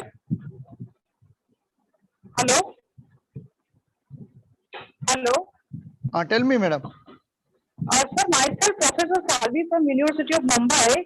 I just wanted to have the contact number of Satyapal Garu, sir. Okay, I will give, madam. Yeah. With permission of Satyapal, sir, I will give. Okay, no problem. Okay. We can seek his permission and then we can send WhatsApp to my number. Okay. Thank you. Madam. Thank you, ma'am.